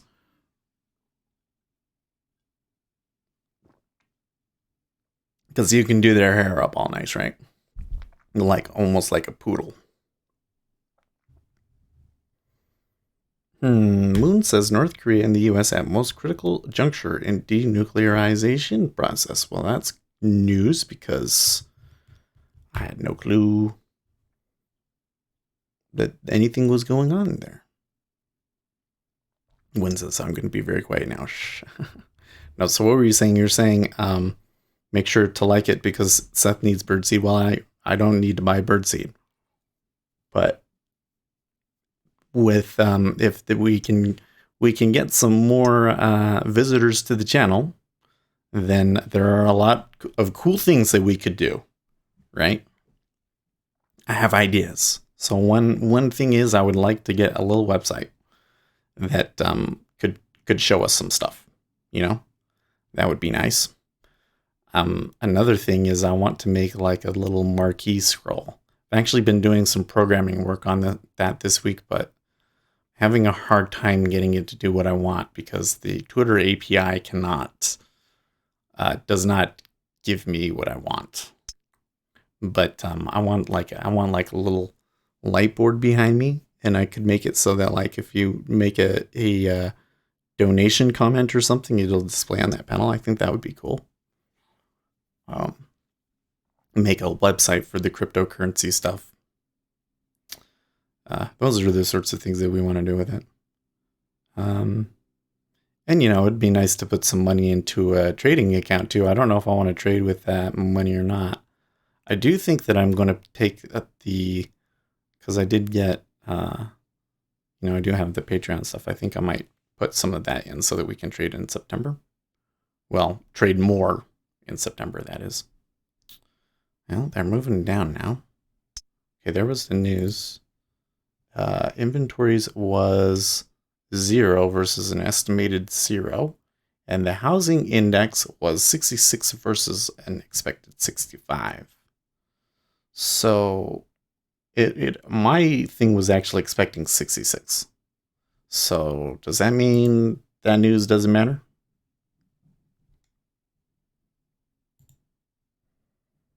Let me just make sure I got that all right. Yeah. So I'm going to say in line with expectations. They did move down a little bit. Equities are starting to look a little more, I don't know, positive, reassured.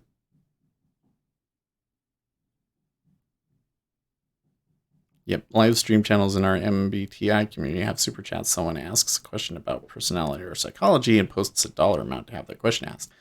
Yes. So you can do that on YouTube too. We get those.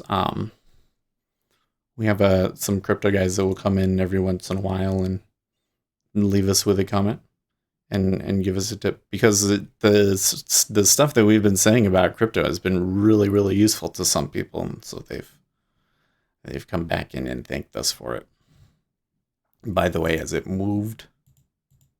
Which one is it? No, there it is. Not quite. It's zigzagging around quite a bit, though, isn't it? Just based off of this volume, I'm wondering if they're gonna come back a little bit. They're gonna come back a little bit, and then the shorts are gonna see it, and they're just gonna clamp down on it. I am seeing maybe potentially a buy here in the 5-year.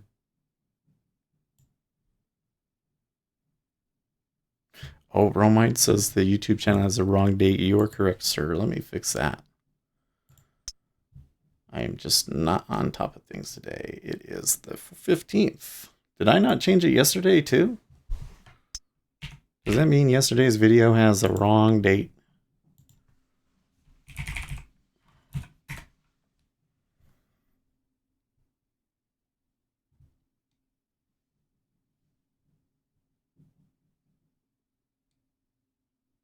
Yep.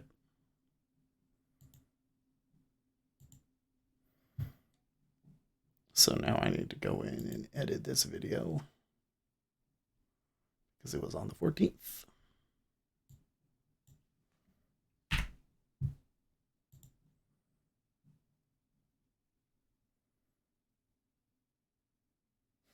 My goal is to teach my ferrets how to live stream their channel, Holistic Ferret Forum. Our community needs information. There you go. I actually think, if you had a really good ferret channel, probably would do pretty well view count wise, at least. Because I know that there are channels out there for hamsters, for instance, and they'll just feed their hamsters stuff and make them like tiny food for the hamster and a nice little, house for the hamster to live in that's all decorated and stuff. And then you watch the hamster and it's super cute. And those channels do great. If President Xi would meet directly and personally with the protesters, there would be a happy and enlightened ending to the Hong Kong problem, I have no doubt, says Donald Trump. I know President Xi of China very well. He is a great leader and who very much has the respect of his people. He is also a good man in a tough business. I have zero doubt that if President Xi wants to quickly and humanely solve the Hong Kong problem, he can do it. Huh. Also, he tweeted about Israel. I kind of forgot, but I just didn't read it. He said it would show great weakness if Israel allowed Omar and Representative Tlaib to visit. They hate Israel and all Jewish people, and there is nothing that can be said or done to change their minds. Minnesota and Michigan will have a hard time putting them back in office. They are a disgrace. 3 billion Chinese Ponzi scheme is dumping Bitcoin on major exchanges. If that's happening, why are we not seeing Bitcoin move down? Why? I demand to know.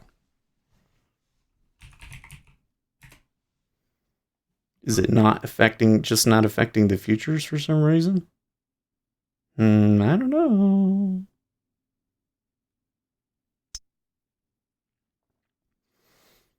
Treasuries are kind of looking like they're going to buy it up. My problem is, like, I saw a potential buy down there, but it wasn't a very strong buy signal. Action is still kind of whippy, and it's not giving me a very good risk reward. And I've already made, well, I've taken too many trades today. So how many have we taken? 8, 10, 12, 14, 18, 24.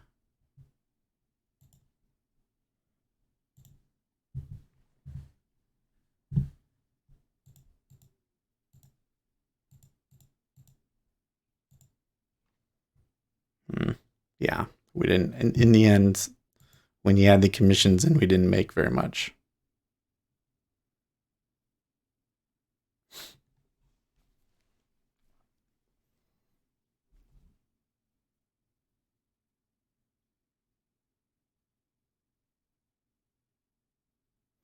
It's kind of interesting.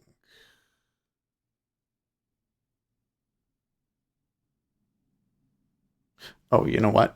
No, that's wrong. So I'm measuring that by, that's 2 fills, but that's only 1. That's only 1 round trip. So it's actually half that. It's 10 round trips. So $30. So we made like $70 today.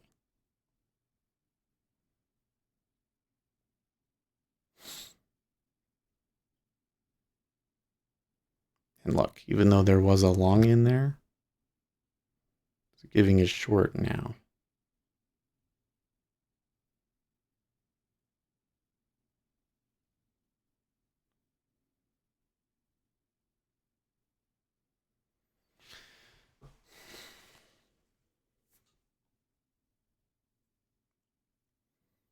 Bass posits the possibility is at least enough to lead some to take a chance on Bitcoin. What's going to happen is all the central banks will go and print more to the price of every asset around the world, whether it's an apartment building, an office building, or Bitcoin.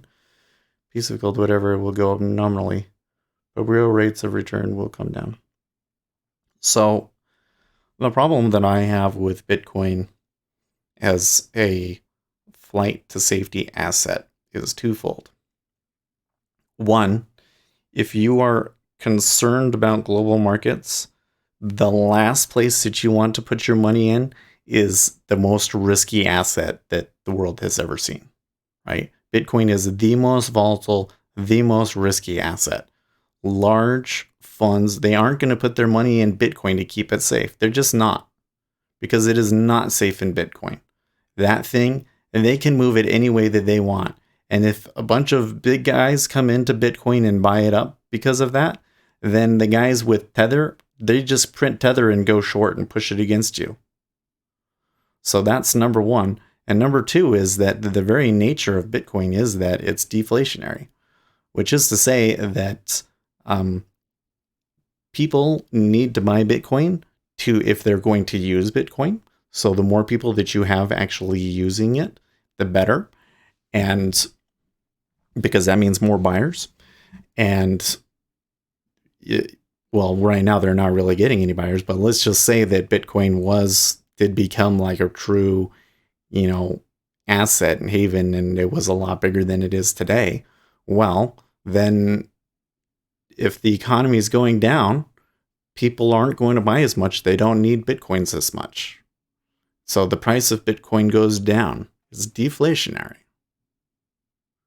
So I don't think even though there are certainly people that are trading it off of that theory, and you're probably going to see a lot of correlation with central banks and stuff right now, I think that in the long run, I don't think that it's good to buy Bitcoin on the theory that people are going to, central banks are going to ease too much and that there's going to be crazy inflation or something.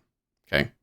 If that's your theory, you want to buy gold, because gold does the same thing, but you have none of the risks involved that you do with cryptocurrencies, right? So why would you get into that when you can get into gold?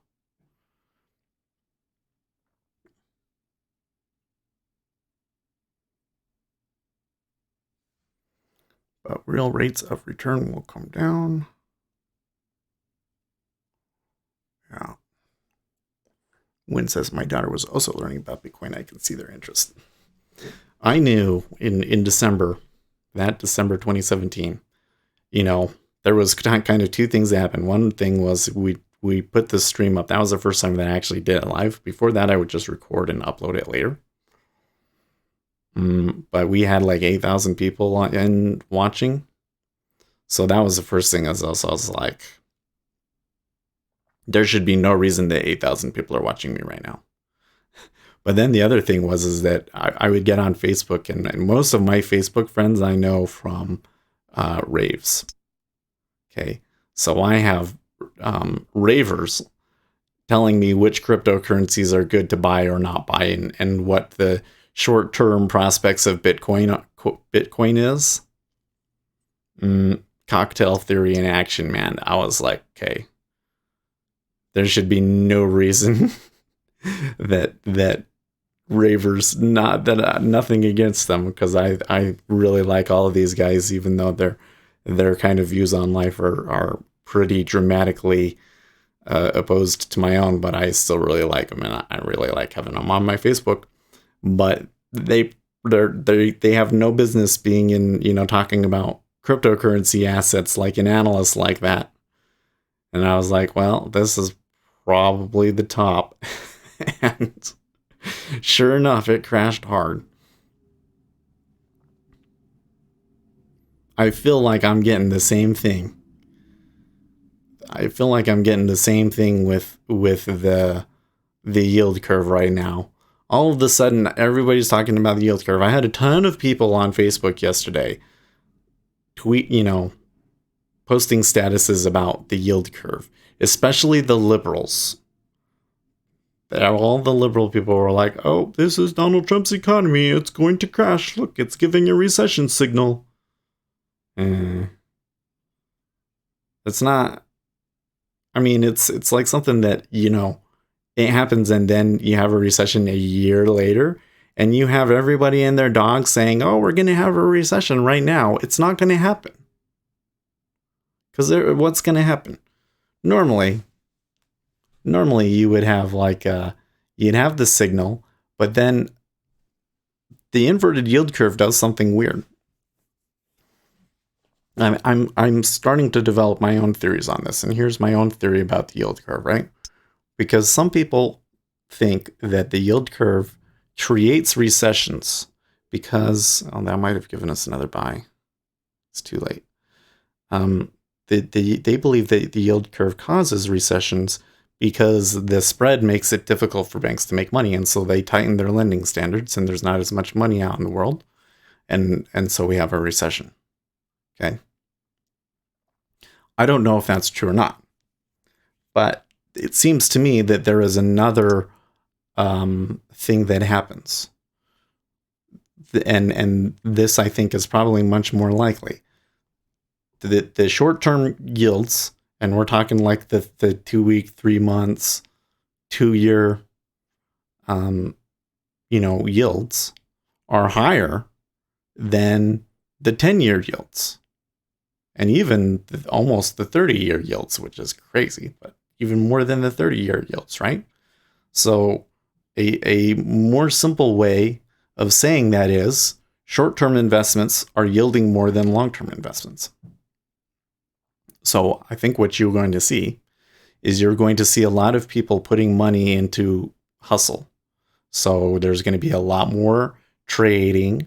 There's going to be a lot more investment in short-term, get-rich-quick type of schemes. And those sorts of things are actually beneficial to the economy in the short run. I believe that that is why you don't get a recession until a year afterwards. But then there's a split side to this, which is it a prediction or does it actually make it happen? And whether it's a prediction or whether it actually makes it happen, does the yields just being so low in general right now change the situation? Like maybe, yeah, the yield is inverse, but because money is so easy and all that, maybe central banks don't tighten. So what happens if central banks don't tighten? You don't get the contraction, but you do get all of the people doing the hustle. Then that means that the market is going to go higher, and it'll just keep going until there's actually a reason for them to truly sell, which, frankly, the trade war would be perfectly good reason. But I kind of wonder, because if you go out there and all of these people are like, well, I'm getting out of the market because the market's going to crash in a year, and everybody and their dog seems to believe that this is going to happen. But then the real underlying economy is short-term investments are better. Everybody, smart money is investing in short-term things. Then it's going to go up. And all of these people that sold here are going to end up chasing the market up. So just the very fact that so many people seem to be convinced that this is like it, this is like the golden signal, says to me that it's not actually going to happen. Ace says possible short at 28.53, but it's so whippy. Yeah, that was a fast one.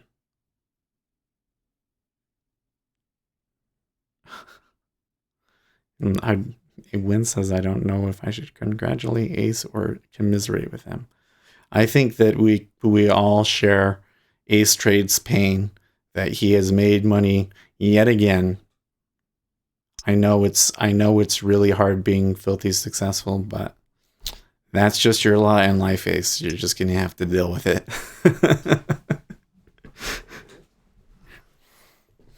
Well, this sure did move up, but it's given me another one.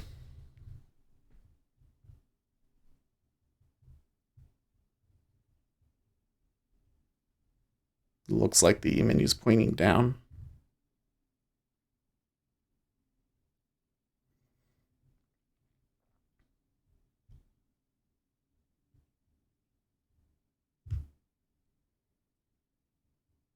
Did you take all of it off or just take the 4 points?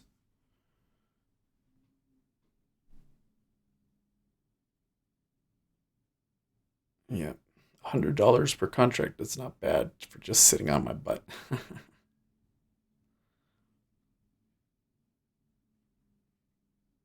Okay.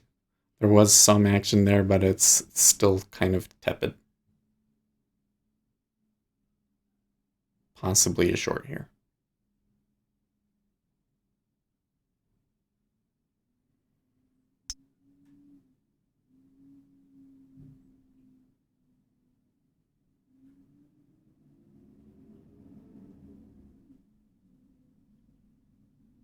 He says I took it all off.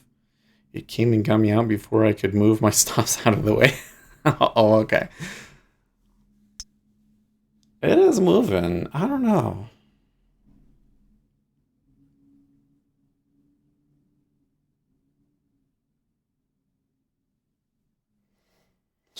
Because I'm kind of feeling now that I kind of want to make a trade in the E-mini, but I'm not. Then I look at everything. It seems kind of whippy. I don't see any kind of clear buying or selling on my chart over here. And even though I'm getting a short signal in the treasuries, it's kind of a tepid one, and I'm not so sure if it's a great trade either. So, yeah.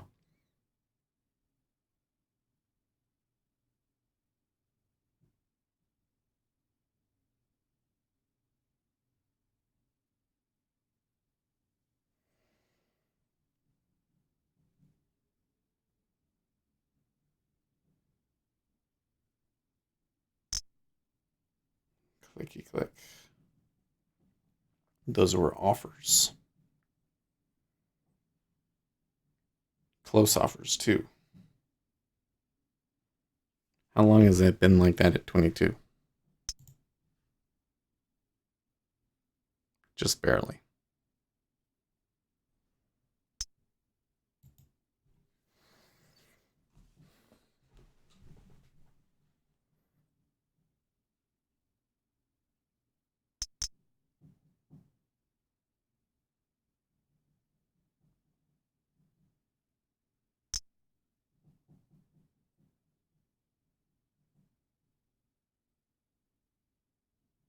Good down tick.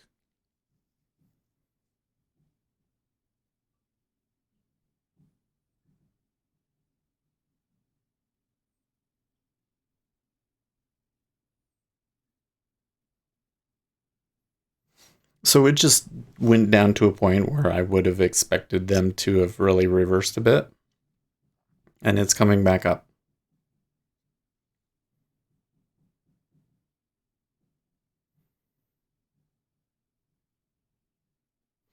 There's a lot of volume trading into 20. I shouldn't say a lot. I mean, 1,000 is normally in a normal market, 1,000 wouldn't be anything. You know, it would take like 3,000 contracts to move price, but 1,000 right now, they might not get back up above 20. So they might be sucking it back up to get short.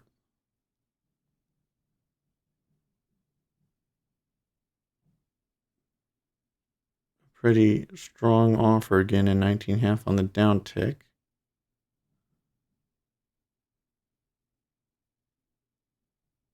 E-mini kind of looks like a buy to me. Louis the 16th might have been a day trader. He had a thing for longs. I suspect he was Asperger's. Yeah, I think he did have Asperger's. And they say he was a weird guy. Now what's the zipper here at 19.5?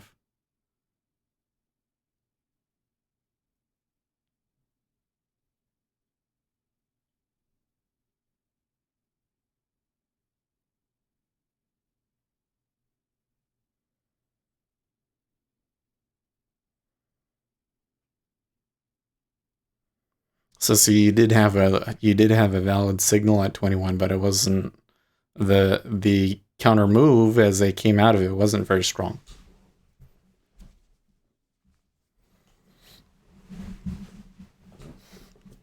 Now that could just mean that they're hanging on, and that if we move down, then it'll be stronger. But I don't think that I can take it right here.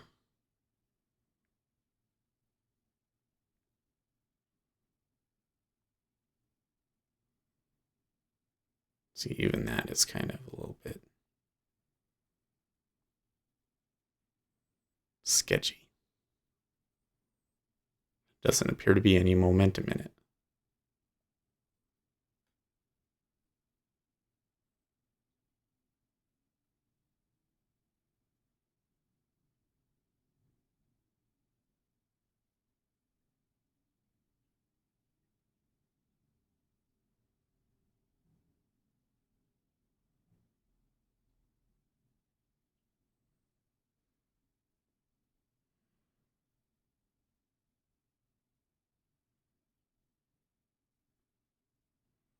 Yes, it's looking okay so far.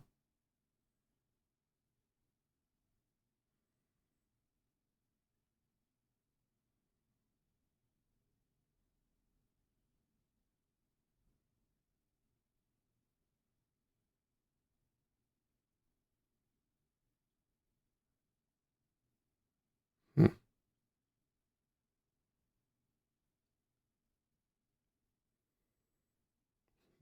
Greg says shares of GE down 7% after report says finance unit hiding 38 billion. What the fuck? GE? How did 38 billion fraud of what? Is that on CNBC? I would think that should be like on the front page of CNBC. Let's look.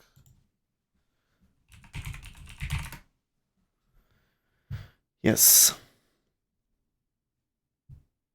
GE shares drop after Madoff whistleblower Harry Markopolos calls it a quote-unquote bigger fraud than Enron. What? This sounds like a big deal to me. Let's read the story, okay? I don't think I want to take a trade in this action. Look, it did come back down. You know, I guess if you'd taken a short there, it would have been good, but I just don't like the way it's ticking. General Electric shares fell Thursday after Madoff whistleblower Harry Markopolos targeted the conglomerate in a new report, saying it has allegedly been hiding the extent of its problems in fraudulent financial statements. The website has been set up to disseminate the fraud at www.gefraud.com. Let's click the link. A bigger fraud than... Oh, wait. A bigger fraud than Enron. Oh, man, guys. It's the real deal. It's the next Enron. They are on the verge of insolvency, and King Juju says, hi, hey, thank you. Wait, I think we've had you in here before, yeah? So welcome back. Thank you for pointing that out. Greg, I tell you what, Greg is, he's told us about his trading, and he sounds like a pretty good trader. I don't think we've ever seen his stats, but he sounds like he's been pretty good, and he's put us on track to a lot of good things, and there he comes through for us again and pointing out a critical report. Okay, so let's read it again. The financial investigator who was probing GE for an unidentified hedge fund writes that after more than a year of research, he has discovered an Enron-esque business approach that has left GE on the verge of insolvency. My team has spent the past 7 months analyzing GE's accounting, and we believe that the $38 billion in fraud we've come across is merely the tip of the iceberg. $38 billion in fraud, and that's the tip of the iceberg? Markopolos says in the 175-page report. 175 pages. This is serious. Markopolos alleges that GE has a long history of accounting fraud dating back to as early as 1995 when it was run by Jack Welch. Well, GE has not necessarily been the most... it's been an interesting company, hasn't it? Because they used to make stuff and now they're all into energy and I don't know. Markopolos' case centers around GE's long-term care insurance unit, which the company had to boost reserves for by $15 billion last year. Examining the filings of GE's counterparties in this business, he alleges that GE is hiding massive losses that will only increase as policyholders grow older. He claims that GE has filed false statements to regulators on the unit, or 8 other insurance regulators have done so. Separately, he goes on to find the issues with GE's accounting on its oil and gas unit, Baker Hughes. The claims made by Mr. Markopolos are meritless, GE said in a statement. The company has never met, spoken to, or had contact with Mr. Markopolos, and we are extremely disappointed that an individual with no direct knowledge of GE would choose to make such serious and unsubstantiated claims. GE operates at the highest level of integrity and stands behind its financial reporting. We remain focused on running our business every day, following a strategic path we have laid out. The Wall Street Journal first reported on the missive and said that it has viewed it sending GE shares lower. The stock was down by as much as 7.5%. Markopolos is a Boston-based accounting expert who gained notoriety after pointing out irregularities with Madoff's investment strategy and how it was impossible to generate the returns the fraudster claimed years before the Ponzi scheme was exposed. He was largely ignored at the time. More recently, Markopolos helped uncover a foreign currency trading scandal at a group of banks. The more accomplice group looking into GE includes forensic accounting veteran John McPherson, co-founder of MMS Advisors, which specializes in the insurance industry. GE has been running a decades-long accounting fraud by only providing top-line revenue and bottom-line profits for its business units and getting away with leaving out the costs of goods sold, SG&A, R&D, and corporate overhead allocations. Okay.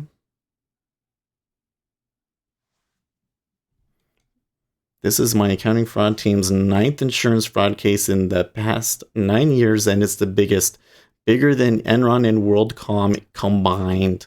In fact, GE's $38 billion in accounting fraud amounts to over 40% of GE's market capitalization, making it far more serious than either the Enron or WorldCom accounting frauds.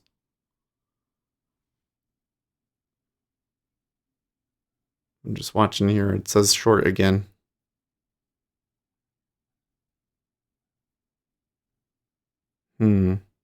I don't think I should take it. It's after 8:30. I talked myself out of a lot of good trades today, didn't I?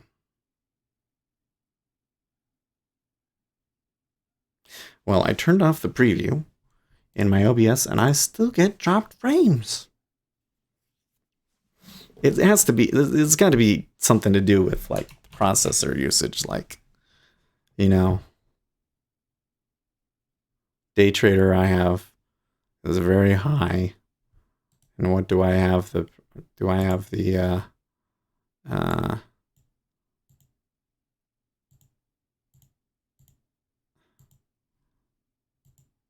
think there's a way to give it like priority. Maybe not. I forget how you do that. I think that sometimes day trader just moves really fast, and when that happens, it overpowers your CPU and you get the lag. I suppose we could start looking at this. So like the update interval and stuff. 5 milliseconds. Isn't that what it means? Sorry, how many milliseconds do I get? I get 140 no 1,000 divided by 144 equals 6.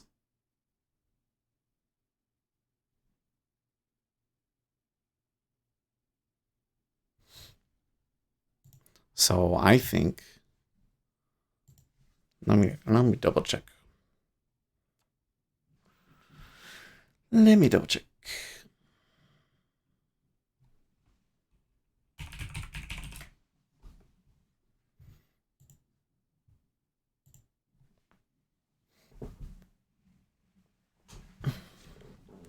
Your birds need some attention.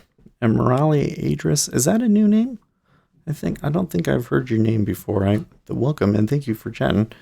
I don't think my wife has come downstairs yet, so they're probably trying to wake her up. Day trader manual and install guide. Depth in sales.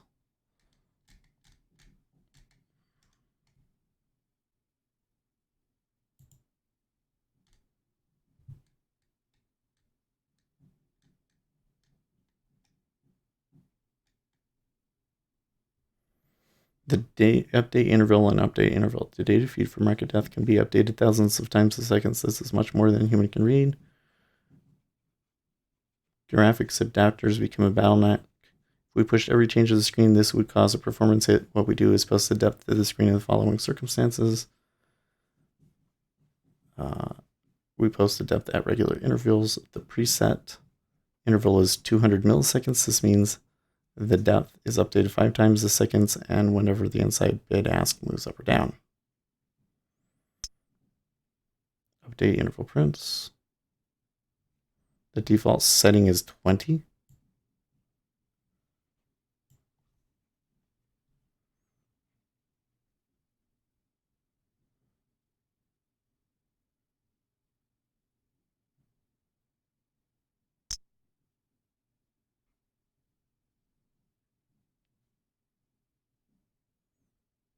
So it is in milliseconds.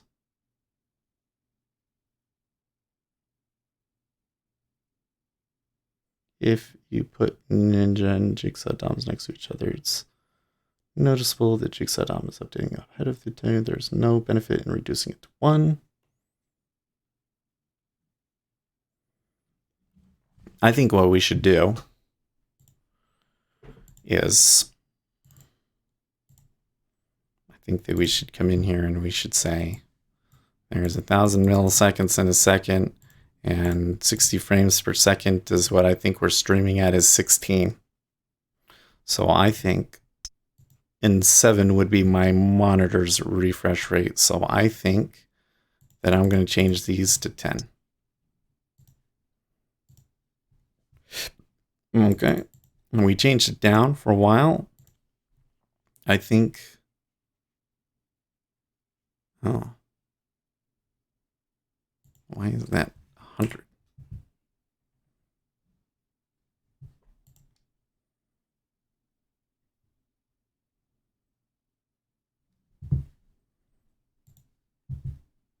And this one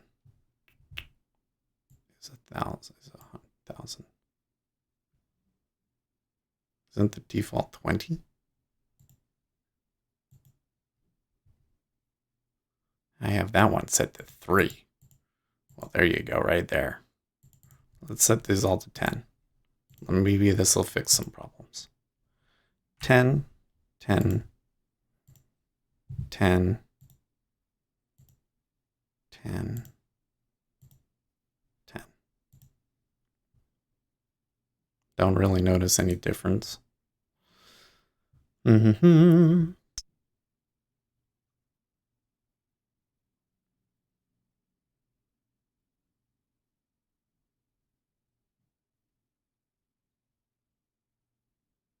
Oh, it's email address or email address.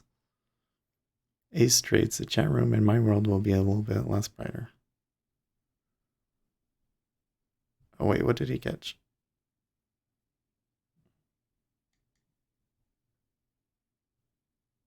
What, did I miss something here? All right, guys. I think that I had the update interval prints for the E-mini way too low. So let's do 10. That'll probably put a lot less stress, and we'll see if we still get skipped frames tomorrow. And if we do, maybe we increase the mini ones or something. You know? Oh no, what happened to my chat?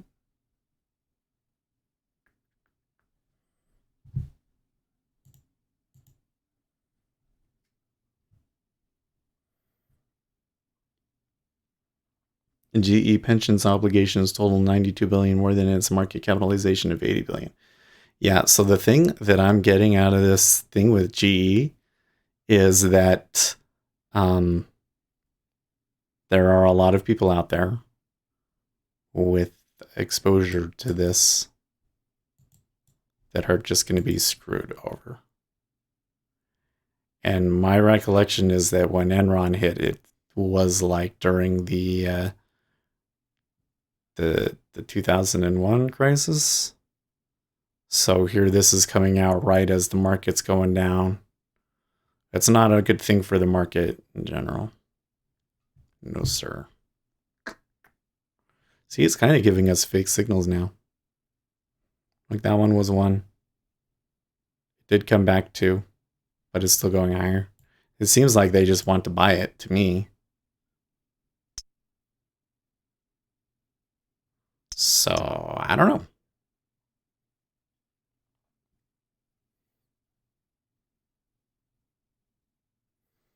Well, it's a good thing the interest rates are going down for them then, isn't it? Okay, well, I'll tell you what, I better get going.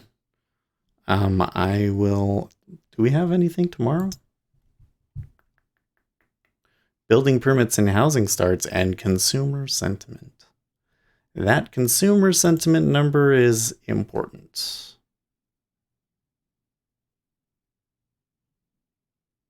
This is the preliminary consumer sentiment. Yeah, this is going to be important. So I think we might still have some movement tomorrow. And then what do we get next week? Oh, do we have good trading next week? Not really, actually. It's quite very quiet next week. Next week might be really crappy trading. So unless there's like some crazy news going about, maybe we will get some of that calmer action that we've been looking for, huh? Also, I think that the market liquidity is coming back a little bit now. I mean, we're getting some 3000s in some spots. So that's cool. All right, anything else? Oh, yep. Thank you guys. Hit the like button. That helps. Hit subscribe. If you're not subscribed, and hit that bell icon because it makes it a lot easier to find the stream when we go live if you hit the bell icon. Yep. And, you know, if you have other stuff comes up today and you want to talk about the day or whatever, leave comments on the video because we have some good discussions on the video throughout the day. And that helps the videos out a lot too. Actually, commenting on the videos, the more replies, you know, like if one person comes and spams it, that helps.